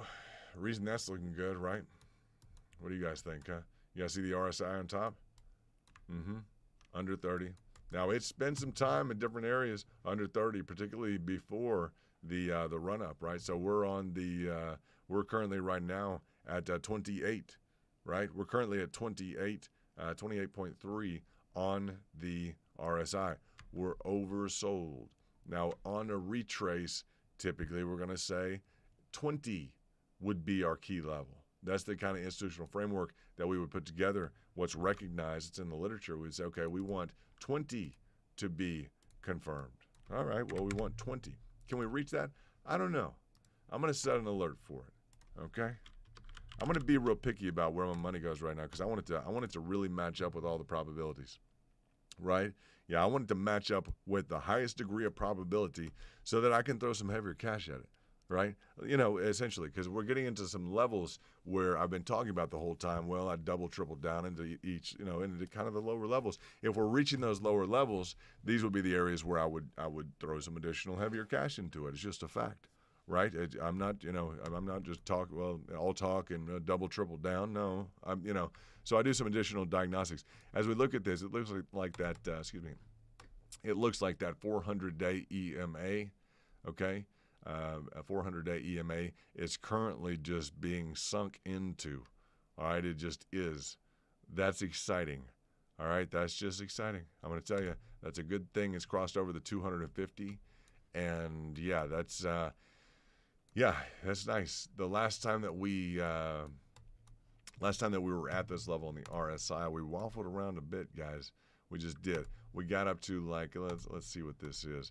Now we really dug in there. So see on the line, this is a repeat on the line. We've already reached this 400 EMA on the candlesticks. So that's important. Last time we reached this on the candlesticks, it was 173% gain over 17 days. But I tell you, it took a little bit of fortitude because I'll say to you, as we look at this, the key feature here with this big pour down, you received a 124% gain in 2 days possible. 124% gain in 2 days once you slam down into this EMA. That was a nice move. Right now, we're there on the line. It's a different circumstance. It's a different scenario. We're at the same equivalent. We're actually lower on the RSI. So we're more oversold than we were during that time. But you just saw, and this is real important, you guys just saw the RSI move down and up, right? Didn't you you saw that, right? It wasn't registered fully. When it moved down, it did move back up and the line erased. So we can't say as a matter of absolute fact, two things we can't say right now. One, as a matter of fact, we didn't dip lower on the RSI and it wasn't permanently registered. We can't say that. Two, this is just something, isn't it? We can't necessarily say as a matter of fact that we will even stay where we are on the RSI here. So this is very much in flux. This previous one was very much in flux as well because we don't even know exactly what we registered. Now, it would be nice if we could go to the equivalent of candles on the RSI to see what the maximization was. We can go essentially to you understand. I want to see the magnitude of what was achieved here. We should be able to go to a different time frame and discern that. So we won't do all of that now. We're on the daily. I want to see how things accumulate and how they register on the daily. But this theta, you see why it has piqued my attention right now. Now this is very much a developing situation. We're currently on that 400-day EMA. We're under right now. We're under 30 on the RSI. We are oversold. We have been here before. Okay, we've just been here before. It's not the first time that theta has been under 30, and this should be nice. Almost, guys, almost. This is almost exciting. Almost exciting for theta. Okay, 2020, I don't talk about past years too much, right? 2020 was a period when we were oversold to this degree, okay? A little bit more than we currently are. And 2020 was like the almighty bottom, okay? So that's kind of nice to think of, isn't it? A little bit nice, huh? I mean, just think of it, and that's just on theta, okay? So as we look at the RSI, back then in 2020 versus right now, it's almost equivalent. Now we have a ways to go, Okay, we're at 28 on the RSI. Then we were 24. So it is a difference, okay? Yeah. Yeah, there we go. Not to be mistaken with you. I have nothing to prove to me. Maestro. Yeah, we can. We can do the live trade. We can do all that. We can talk about all that. We'll figure out what we want. But right now, I'm bringing you trades, right? I want you to have $1 million day. How about we get you $1 million day and then we trade $1 million live? How about we do that? It's not a bad idea. You made $100,000 this last day.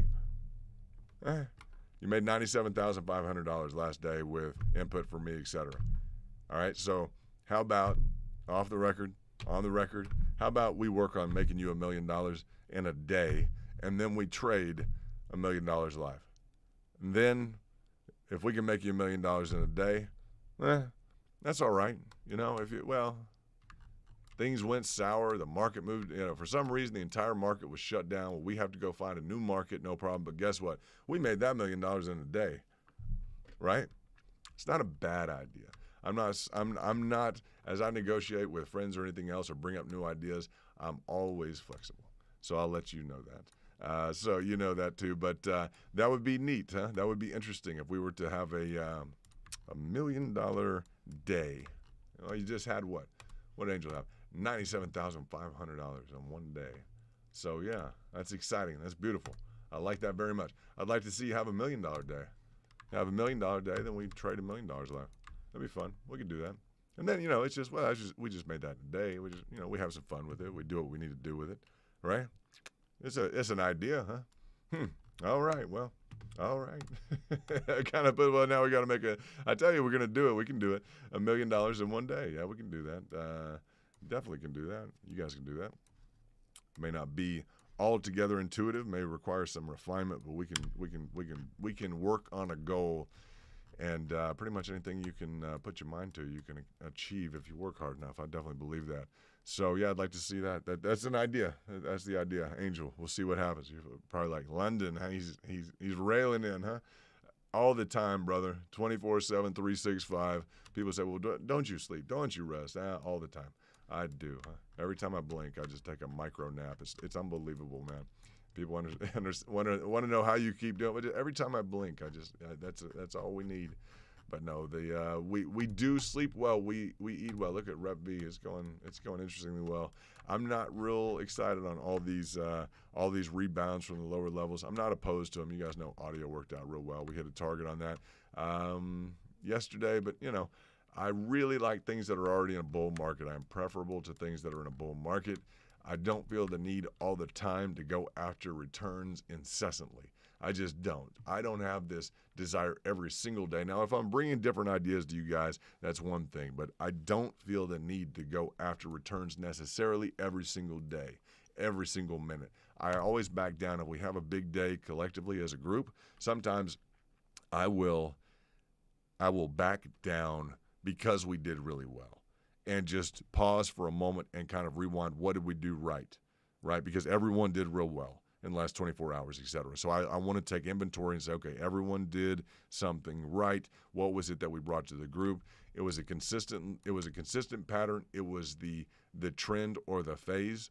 We were in the bull pattern in the bull run phase of AXS, and that's still there. We're still playing that right now. We're still looking at that to see where that wants to play out. But if we're in the bull run like that, hey, that was the key. That was the magic that made people good money.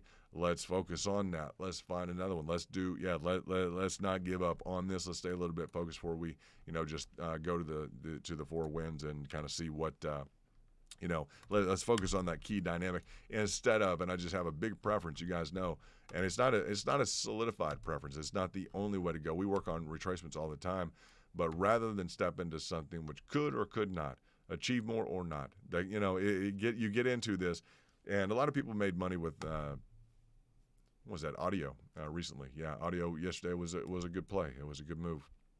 Let's take a look at where it wound up yesterday, just briefly, because a lot of people did make money. It was good. Yeah, let's see. It's okay. Yeah, it's not bad. It's gone through a little hefty retracement here.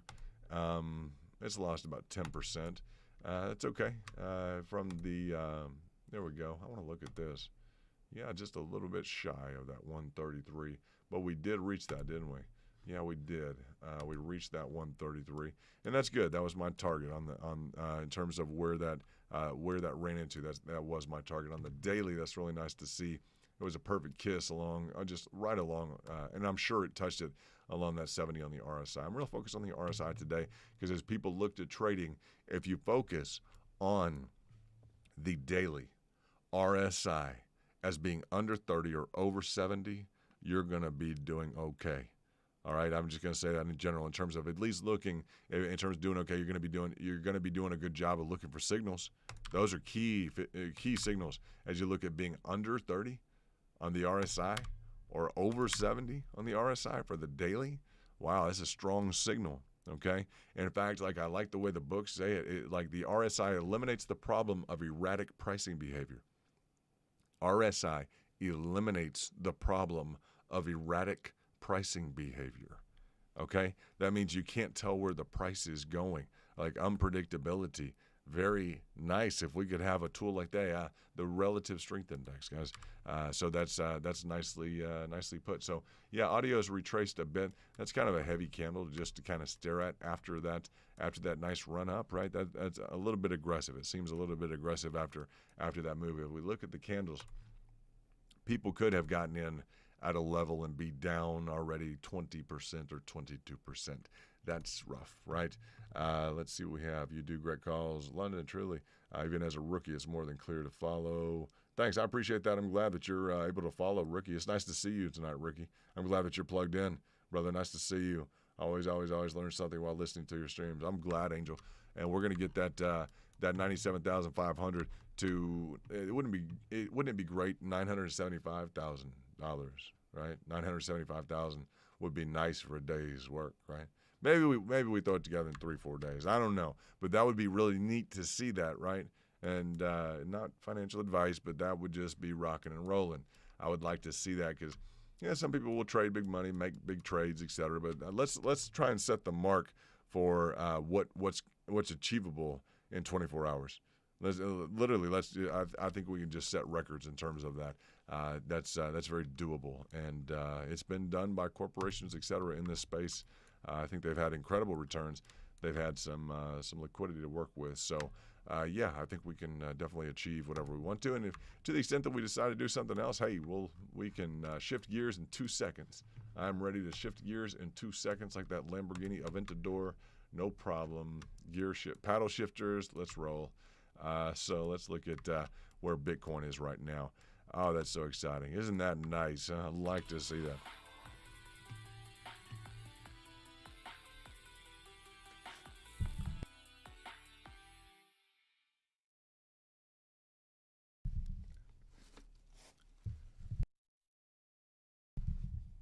Kent, how nice to see you, brother.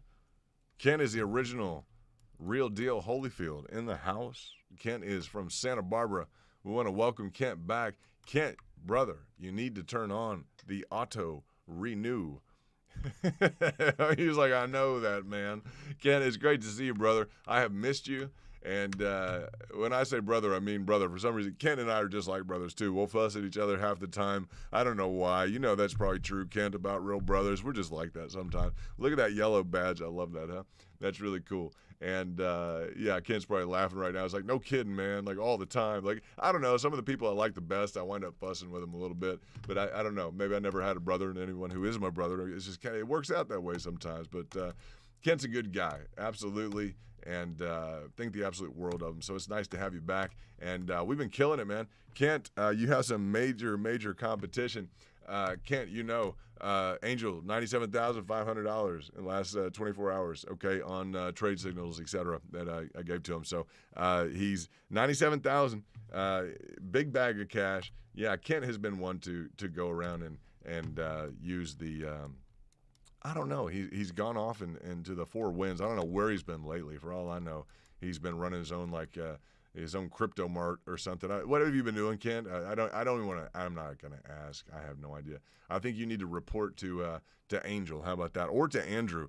If we really want to step it up, we may report it to Andrew. I know Angel would be kind of nice to you, huh?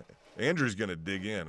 He's going to want to know exactly where you've been, what you've been doing, have you been trading, have you been leaking our secrets to Las Vegas personnel or something? I have no idea. It's very possible, huh? For all we know, Kent has been recruited by, and this is actually legitimate. He has been recruited by the Vegas casinos. The MGM Grand has potentially recruited Kent Gifford. You going to Spain? Hombre, que bueno. Hey, heading to Spain Thursday. What's up, brother? Nice move, huh? You going to Marbella? You going to Barcelona? Where are you going, brother? Tell us. Unbelievable. Your wife is pregnant. Yes. Isn't that great, huh? Isn't that great? How awesome is that, huh? Congratulations, huh? Yes. VIP, huh? We have another VIP kiddo. Yes, on the way, huh? Now we have, Angel's already got like the number one like VIP, kiddo with the videos and everything. Jason's lit also has one expecting. You're going to Marbella too? Oh, brother, nice. Oh, perfect, brother. Hey, man, I immediately know all the bartenders' names at the Marbella Club that you have to go see, right? You're like, you probably do too, huh? But no, you'll have a blast. Make sure and go to the Marbella Club. Yeah, there you go. Do you know about the Marbella Club? The Club Marbella? Yeah. You got to go to the Marbella Club, brother. If you guys don't know about the Marbella Club, because we have VIP, right? You guys know that. We have the VIP. It's just who we are, right? But a lot of us have traveled internationally, everything else. You guys know that. Just way too much time in VIP hotel suites, right?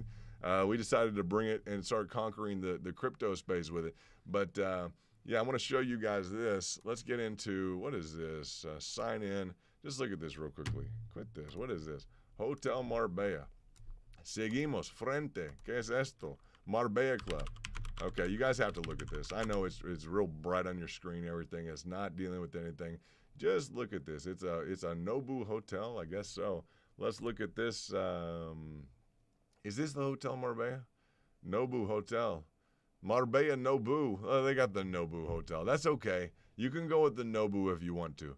That's no problem. You guys see Marbella? It's nice, huh? Nobu has the hotel there. It's quaint. It's nice. The food is dynamic. You're going to love it, right? You're just going to love Hotel Marbella. Everything else there sounds like what are we on a fishing expedition for like selling timeshares? Not really, but Kent, our VIP, is going there. So I had to tell him, I lived there in Marbella for a little bit. Go to MarbellaClub.com. Kent, that's where you need to go. I'm just going to tell you, okay? It's called MarbellaClub.com. I found it because I can't let you go without, if you're heading there soon, I can't let you go without, there you go. There's the Marbella Club. Now, this area down at the bottom, there's just regular suite like that. Nice place, nice chill place. Get your reservations together. Nice food. You're going to like the food. Everything about the Marbella Club. You can live there. I spent some time there. You see these little bungalows there? Very nice place. Nice crowd coming in all the time, huh? You got, people like Kent Gifford all the time coming in and out. Oh, great. Now it has stopped it stopped my feed for a little bit of time. For some reason, they probably don't want me discussing everything at the Hotel Marbella. Anyway, what happens at the Hotel Marbella stays at the Hotel Marbella. All right? That's it. I've just realized that. That's fine. Probably some people don't want me talking about who all was down there with me. Fine. Isn't that a little odd? Things just start to cut out. I start to tell good old war stories, and things just start to cut out. That's not cool. Yeah, that kind of something smells a little fishy, huh? Yeah, that's all right. Anyway, aside from all that, Kent, congratulations on the new kiddo. You're gonna retire there. I don't blame you, huh? Marbella is a great place. We should have HQ in Marbella. Although you need to be careful, Kent. Be careful down there. Please be careful. I will bring that up. Please be careful. There is an element down there where you need to be careful. And you know that about Spain and everything else. Just, be careful down there. Don't let it go that everything's just great and glorious. Definitely be careful. We want you to be careful. So, and that's sincere. Not everyone's going to tell you that like that. Just be careful. All right, there's a lot of North Africa and everything else that bleeds over into, you got that right. A lot of different, a lot of different stuff going on there, right? Now, but I still want to see great pictures. And, brother, get a tan, have fun, enjoy the crew, right? Yeah, the sun down there, guys, it's called the Costa del Sol, right? It's right across from the Rock of Gibraltar. That's on the North African coast, right? So the Rock of Gibraltar, you look out there, you see the Rock of Gibraltar, right? And it's called the Costa del Sol. That's where John Wayne shot all his movies, all his old Western films. That's where John Wayne shot his old movies. They go down to Marbella and the southern tip of Spain. They have like 50 quality, top-notch, pro-level golf courses there. There's more golf courses in Marbella and around that area, Costa del Sol, than anywhere on the planet, I think. It's really amazing. Kent's been there before. I really love the place. It's one of my favorite places to go. It's really, really great. So, yeah. Rock of Gibraltar, you saw that last time. That's great. And the mountains are nice. The place for a little, moto driving back up and forth in those mountains is nice. No, there are just some elements of Marbella which make it a little bit different. I have to say, Angel, there's just some different elements of it that exist down there, and it's not really commonly known, but it's just a place to they have the Hotel Cartel, right, which is right around the wrong corner. You just have to be careful. I've studied some of that stuff, and you just have to be careful. Yeah, that Hotel Cartel right around the wrong corner. You got to be careful, and I just want to make sure before he goes there that it can be prolific with crime if you take the wrong corner. And any place can be, but in a place like Marbella, it can catch people by surprise. So I just definitely want to make sure. It's not that I'm overly cautious, but yeah, he's got nothing but good things right now going on, so I want to make sure that that keeps going on. And he'll remember that if he needs to in the right dynamic. It'll catch him the right way. He'll be like, well, London said be careful. Maybe I shouldn't go take this corner. Maybe I should go ahead and call a taxi. Maybe I should go ahead, whatever that is. Yeah, watch yourself at clubs. You got it, brother. You know the protocol. Just be careful with it and have a good time. You're gonna have a great time. But they got the Izvanichi Poruskis, quite a few Russians down there. Hope that they're still doing well. I'm sure that they are. There's a big Russian contingent down there in Marbella, as well as Latin America. Tons of Latin American people down there. Like just really, really nicely, nice Latin American crowd, everything. Just good to go down there. It's an international crowd. And, let's see what we got. This expanding wedge on Bitcoin. Correct. We are now achieving something here which is distinct. It feels very distinct, doesn't it?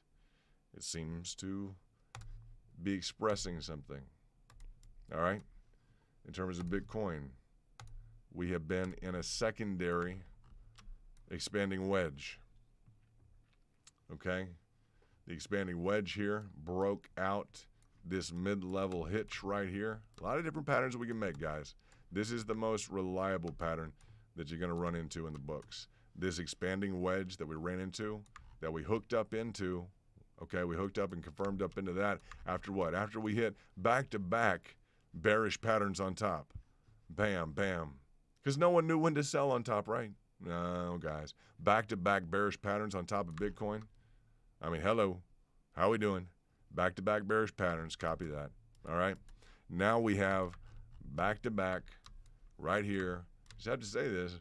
We're in the midst of a back-to-back bearish pattern with an expanding wedge. I'm sorry. Yeah, it is an expanding wedge. They're going to call it a symmetrical triangle. Okay, it's a symmetrical triangulation they'll get into. But we call it an expanding wedge, okay? Bearish, breaking down. You can go through the old tapes as to why this hook into here is the initiation of this pattern. Now, we fought real hard for this bull flag here. Tried to give it all.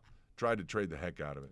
We got a little distracted here. I got to tell you, we got a little distracted here with AXS. I got to tell you, we did. We'll always remember. We kind of switched over to AXS during this. All right, we'll always remember that because we made great money. We'll always remember, Angel made what, 97,500, right? That's nice. So things poured down. That's okay. We're in this expanding wedge. On the daily, we have this perceived potential double bottom here, we do have the expression of a descending line. We went through the differentials on the daily versus the hourly, and the 4 hour versus the 1 hour, wherein we had successively lower lows. On the 4 hour, we have successively lower lows. On the 1 hour, we actually pick up one of those lows, and it appears as if though we have a reversal. Let's look at the 1 hour in context now. Now, here is the higher low on the 1 hour. We have a low, lower low, lower low, and then we have a higher low. Okay, this is on the 1 hour. Let's go to the 4 hour. On the 4 hour, we have a contraindication. We have all lower lows. We have a low, a lower low, lower low, and a lower low, okay? So the 1 hour presents a variability. Kent, I am so excited that you have rejoined. Absolutely. Never doubt that, brother. Never, huh? You gotta stick with it. How's Gate going, brother? How is Gate? I gotta ask you that. Is Gate going well? Bro. Is Gate going well? That I have to ask you that. You're alpha, bro. That's for you right there, the link. Make sure you sign up with that now. I'm like, now. It's that good, brother. You have to sign up. It's not optional. Okay, so we have successively in a row lower lows on the 4 hourly. On the 1 hourly, we have a contraindication. We have a higher low. You guys get that? And we're breaking down now on the daily. We're breaking down out of this, out of the flag, okay? But we're not on the lower time frame. So this is where the different time frames really start to beg the question of, what are we really doing right now? For some reason on the daily time frame, we are pouring out of this channel, okay? Look at this. You see this? Whatever this channel, however you want to define it, whether or not you agree with the flag formation or not, I would go to the candlesticks is what I would do. I would go to the candlesticks and from the wick to the top. The whole point is we have a channel formation. Correct. We know we have a channel. That's clear as mud, guys. Clear as day, whatever you want to say. This channel formation in here is so clear. It's the clearest thing we have. It's the most clearly indicated formation that is beyond dispute is we have a channel, right? Correct. Excuse me. So I would go to the candles. I would draw down to the wick, and I would say, well, that's kind of like a flagpole. Okay, we have a previous flagpole right here, and a move to the upside that's repeated here. We've gone through the diagnostics on that heavily. So this formation is being broken right now. You see that? Break on the daily, not on the hourly. Okay? On the hourly, let's say barely. Now, let me look at the 4 hourly. Which one was it not? Well, it looks like all of them. I guess on the 4 hour, it's a little bit more expressive on the downside to where we could be maintaining that. Okay? So the 4 hour, 1 hour, it's just, it becomes, guys, we can pretty much tell any story we want to. When we get confirmation amongst all of the time frames, that's when, you know, I don't want to say sometimes it's too late, but, you know, we're still within this parameter on the 1 hour and the 4 hour. The daily right now is telling a different story. That's very rare. X off of Gate.io. Just got Sir Ron X, okay, off of Gate.io. Not sure what that is, what you got going on. Explain that to me. Shoot me a text message if you want to. I haven't gotten a text message from you in forever, huh? Let's see what we got here. You're going to Marbella. You're going to Spain. Big timer. Big time VIP. That's good. That's cool. I want to hear about you getting in terms of doing well. You're doing well in the market. I want to hear about that. That's real crucial. And I'm so glad to hear the information about new baby, new kiddo. That's excellent. And so this consolidation here is very strange because now, as we look at this on the daily, it seems to be well contained, except on the. Now we're outside of. Now, guys, what we've been looking to as a contraindicator, okay, now on the daily, we've already broken down. Very strange, huh?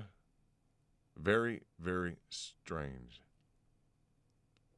Oh, cool. You just got a Sir Ron X off of Gate.io. Very cool. Electric dirt bike. You've been doing well on Gate, huh? Yeah. What's up? What's up? Very nice to hear. Glad to know that that's going well for you. So, very strange, guys. You see the contraindication now. The daily is showing it more aggressively than to the downside than the 4 hour and the 1 hour have. That's very odd, huh? This is an odd circumstance to find ourselves in. I'm just going to say that because it would seem as if and you know what it is, I would anticipate that the daily may move, is what we would probably come up with, is that the daily, as it expresses itself right now, may move back in conformance with the 1 hour and the 4 hour. We just saw this occur with the RSI. Can you guys believe how careful you have to be when you are making determinations, when you are making moves? Do you realize the level of variability you have? That things just change. That you watch your RSI literally go from, until it sets itself, that it literally, you watch it just go down below 30 and it'll retract. Just hugely important. Yeah, you're welcome, Ken. I'm glad you're here. It's my pleasure to bring you guys information. Hugely important that on this daily, it appears that we've broken out, but you wouldn't want to make a big move on it right now. Isn't that just drastically crazy? I mean, just think about it, guys. You have to really be careful, like hugely, hugely careful. Now, this when it helps to have all of your pricing targets set up, cash deployed at lower levels, completely not stressed out. All these numbers and highlighted on the right, they're all pricing targets. Those are my pricing targets. Different levels where, I've indicated that, I have heavy cash reserves waiting. Just lined up, stacked up, no problem. It takes all the stressing, the stress out of this, right? So, but as we look at this, it's just odd when we're not really breaking down. It looks like we're breaking down according to one price target, or according to one time frame. You guys know we have 21 time frames. So let's go back to the 1 hour. Let's go back to the hourly. We'll reconfirm this with the 4 hour. Right now, on the hourly, we are perfectly in line with this channel. So the daily says we broke it. Yes, we've been doing this the last few days. Can you believe this? It's really something for people who don't. I'm just glad we address all the different time frames, guys. Because if we don't, we're not telling the right story. And I'm afraid that we could tell whatever story we want to. I appreciate you guys and your patience, because we could tell whatever story we want to. We could go sell all different kinds of Bitcoin and everything else. Hey, everybody, look at this. It's doing this and that. We're not going to do that. We got some credentials with each other, some respect, some trust with each other. That's why I spend a lot of time. You guys know that in terms of this. And if we find another time frame, immediately I'm on it.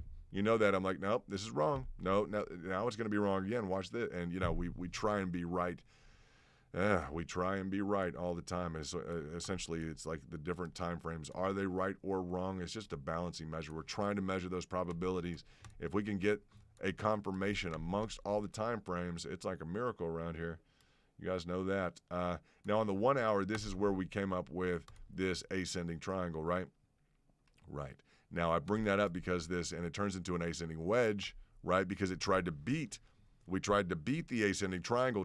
Ascending triangle is going to have a flat top on it. It's going to be a lateral top. That's going to be the distinguishing feature of an ascending triangle. The ascending part is going to be the line of support that rides up. It formed an ascension, okay, on the 1 hourly, on that 1 hour chart. It formed a higher low, which would demonstrate that buyers were in control. They're pushing the price up. If you guys have traded, you understand being there and be like, no, we're going to maintain this line of support. That's when they say buyers are in control. Buyers are paying attention, are trading into this, right? When buyers step back and something else becomes more interesting, or a different market, or, well, we're just not, we're not attacking the same way.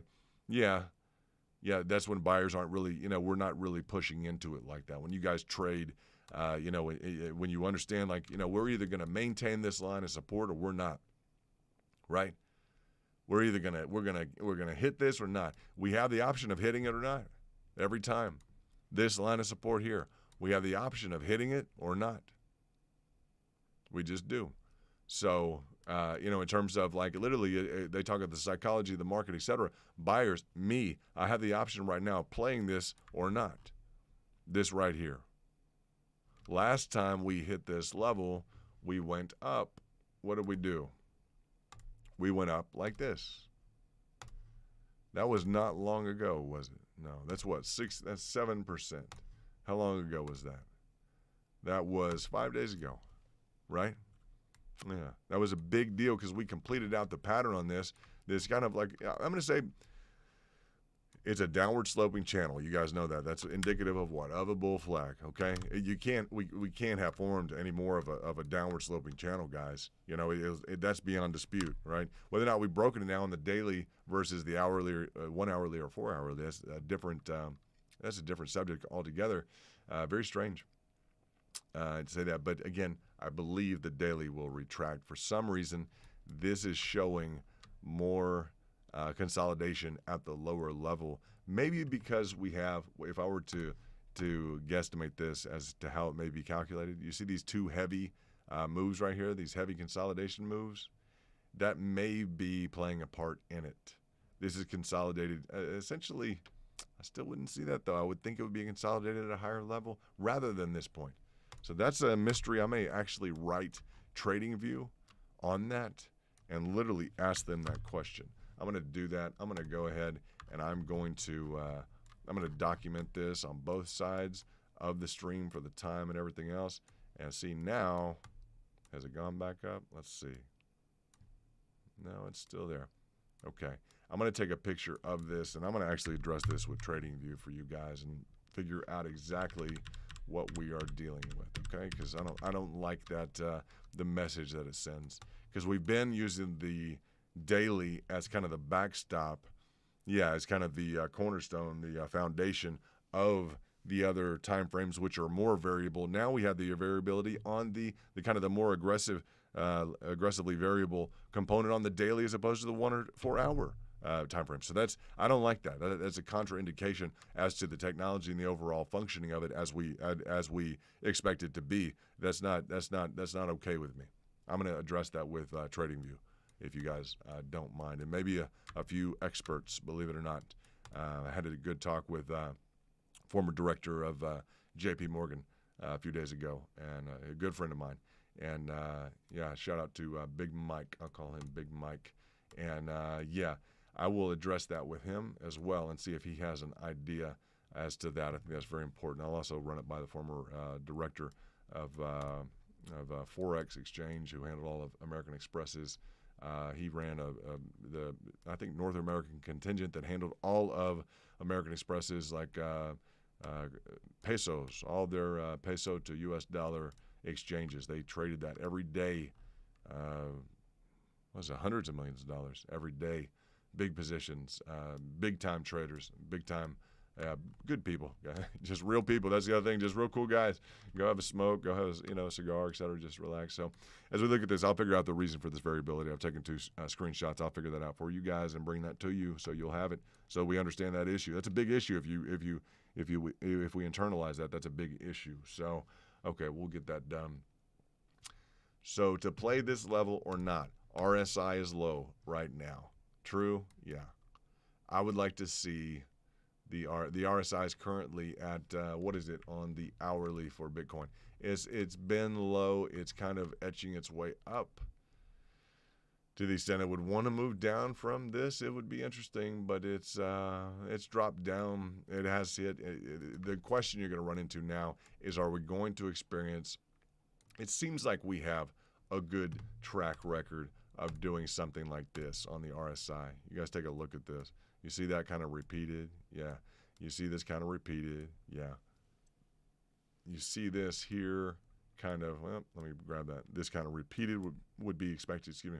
As we look at that, the only variable function that we're going to run into here is a pretty drastic one. I want to point your attention back to, you see this heavy kind of, matte look here, this heavy engraving, the consolidation. Let's do a variable kind of analysis, extrapolation. Let's look at this right here, guys. Look at this area right in here, just to give ourselves an idea of what could be potentially possible here, so we don't get caught off guard and we don't start, counting returns before they are to really transpire. Let's look at this. Do you see this heavy zone here? Yeah. Okay. I'm going to bring that up because to the extent that this could replicate that prior situation, okay, this was mean. This area right here got pretty mean.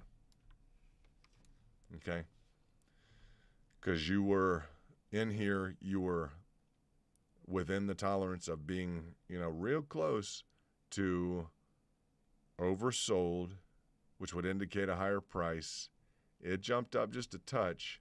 When it jumped up just a touch, what did it do? Well, it just jumped up a second here, and then it completely rifled down. So that is something that can catch everybody by surprise. That is a relatively similar look to it. Okay, not that it's going to occur. I'm not spreading any FUD or fear or anything like that. But I just do those types of analytics so that we're competent. We have etched in pretty hard here. We've had an opportunity to get up and out of here. True, huh? We have had an opportunity to get up and out of here on the RSI for hours and hours, right? We haven't. Something to discuss, something to analyze. For a day and 17 hours. For 1 day and 17 hours, we've been close to, wow. In fact, we hit the 30 on the RSI. Where? We hit oversold right here in this area, and we've continued to go down. Very interesting. Now, we have done that before. We hit 30 on the RSI. We just frustrated for a bit, and this small move back down to really reconfirm out at the lower level, retouched down into this area of about 25 on the RSI. We're talking about signals today we get from the RSI. Okay? That one move, it can move up a little more. That one move could completely thrash this market to the downside. Heavily. At least in par with where we were prior heretofore. Okay? If we made just an equivalent move, I just want to bring this up. And let's see on the candles. Not too much difference. That's fine. But you just see the level of diagnostics are important because we're able to prepare for the contingency of its occurrence, if nothing more, right? Not to enter into a fearful mode whatsoever, to potentially become more aggressive with additional capital, which could be required for the lower level. If we're not planning for it to go, and most people misinterpret that, they're like, well, this person's afraid, or they think it's going down. Or no, most people don't understand. We're talking about engaging additional capital at this level. There is zero fear. It's more of an aggressive stance that we take if the price goes down. Most people aren't thinking that way, but very few people are looking at making money as the price goes down. And it's not just on Bitcoin. All of your alts will follow, essentially. You want to see a sea of red? Yeah, let's just watch this occur, right? Now let's see if this were to occur, you are going to be drained heavily on your alts. So not just the form and function of what this would entail in terms of setting up the lower, heavier levels of investment. And Kent, I know you've been doing that, right? Yeah. As we talk about the lower levels of investment on all of your alts, this would be a good contingency to plan for right now. Your Fibonacci's double or triple down. Not financial advice. It's what I hear. The VIP that's kind of their mantra. That's what they love to do. So you guys are VIPs, so I'll just kind of repeat it to you. Make sure you guys know that, right?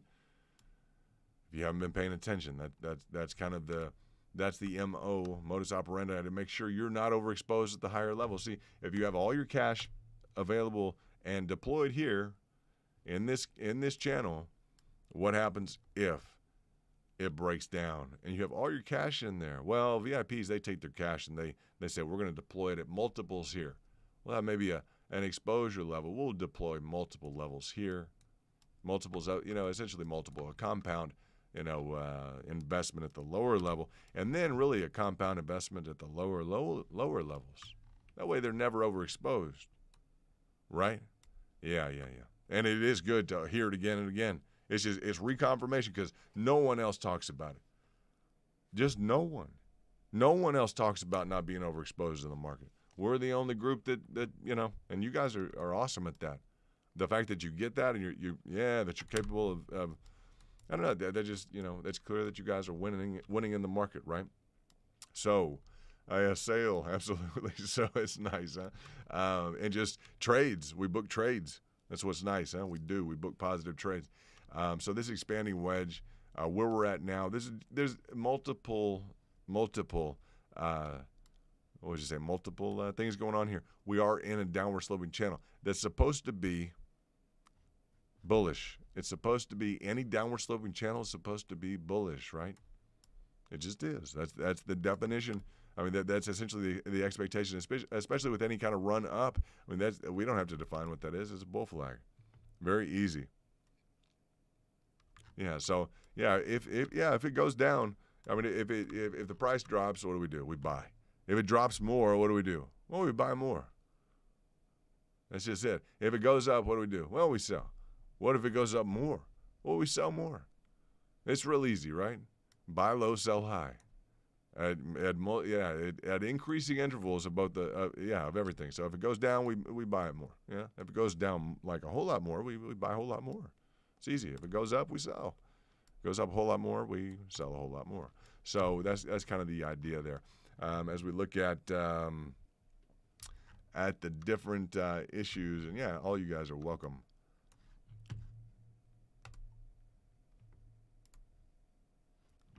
Oh, you guys are welcome.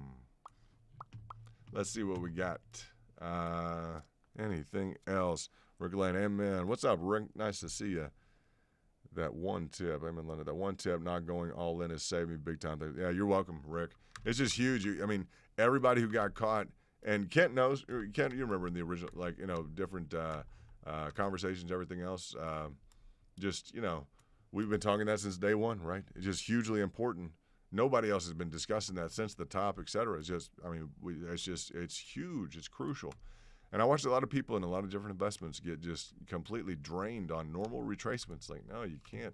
That just can't happen. So we have some contraindications right now. You guys know, we just talked about it in terms of the downside potential. We talked about it on the aggregate with the daily all the way down to the 86. No, on the weekly chart all the way down to the 86 percentile. We went through those figures. If you guys didn't see that part of the stream, make sure you check back with the origination of the stream, right?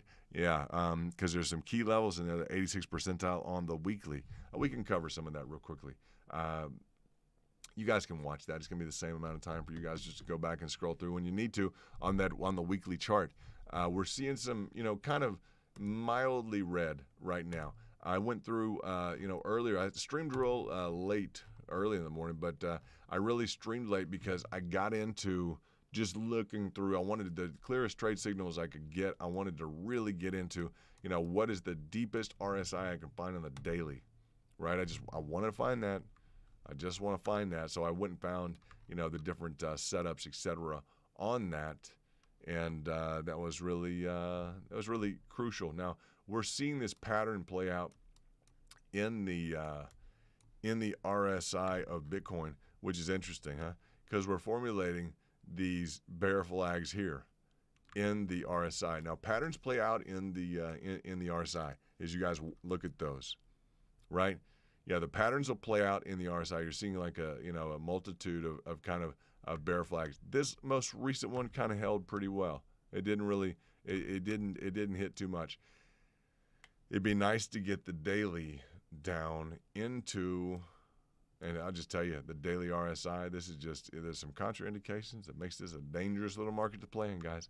When you hit, I guess you can explain this if you go to the candlesticks, because you can go to the wicks and you can look at this hit, and then we define that hit, which I don't think we've covered too much, but a 50% hit in 2 days on Bitcoin, that's a big, big move, and that's big boy. That's a big boy move, because you're at on the weekly. If you want to know what this hit, the weekly chart, okay, drawing on the weekly. Let's just cover this again.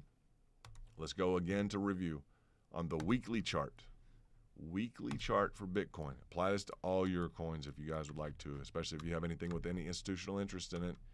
On the weekly chart, okay, with this huge mega triple top.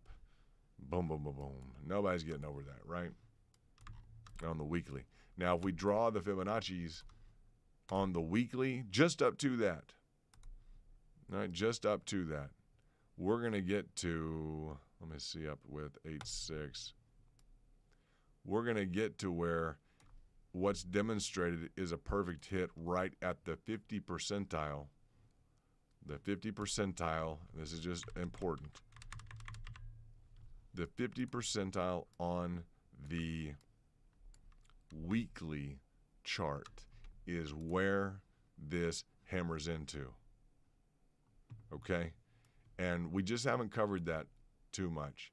But the 50% on the line, drawn on the line with the Fibonacci's at ground zero is about where this hit takes place. Okay? So on the wicks. So just understand that's important for in terms of where things are essentially hitting, where the big money may be. We went through some different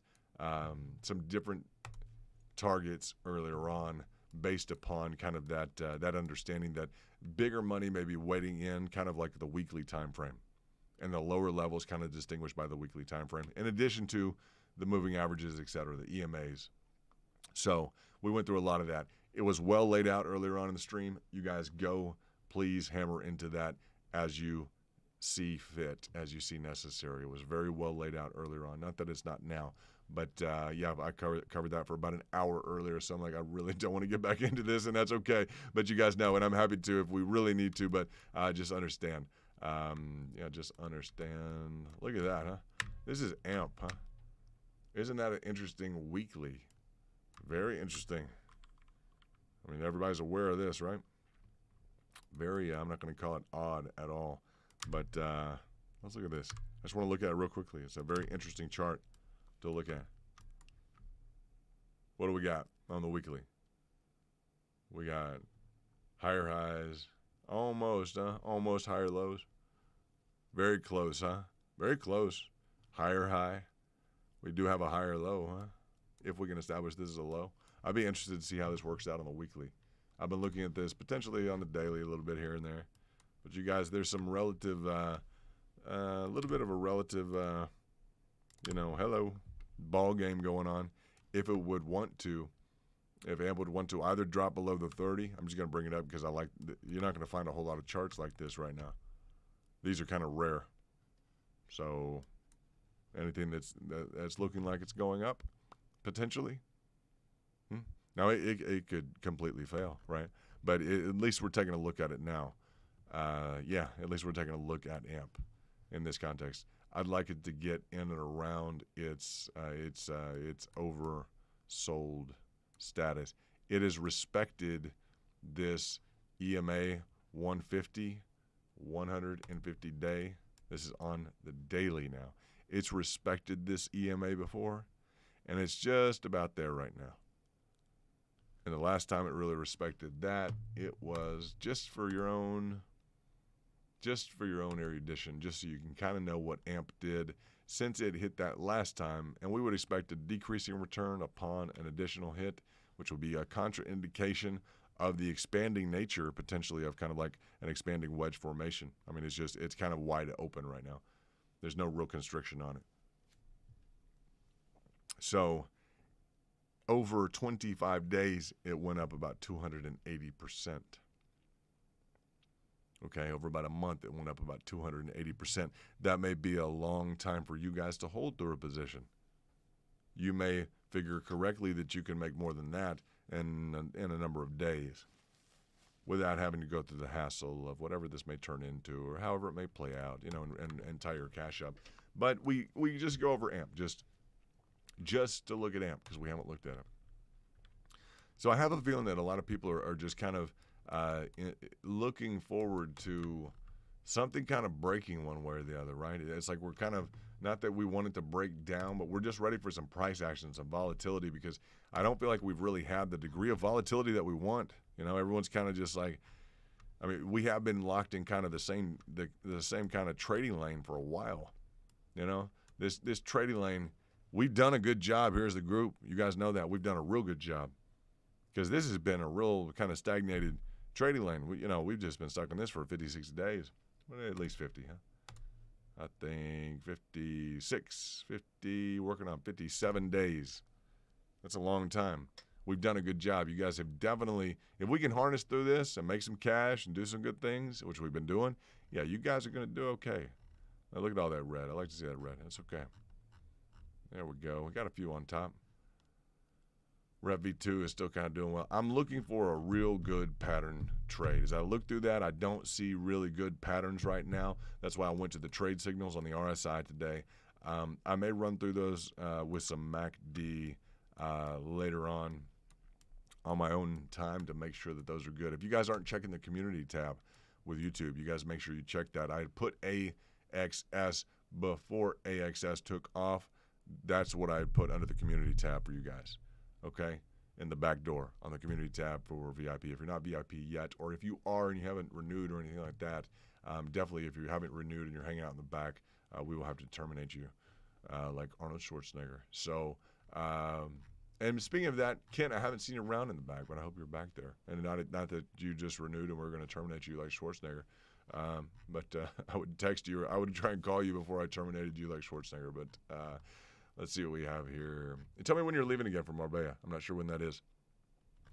And tonight we wanted to stream with all available information and market intel for Angel Matos.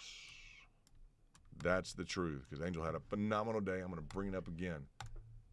What's up? 97,500. Triple star, 3-star. Awesome. Absolutely awesome.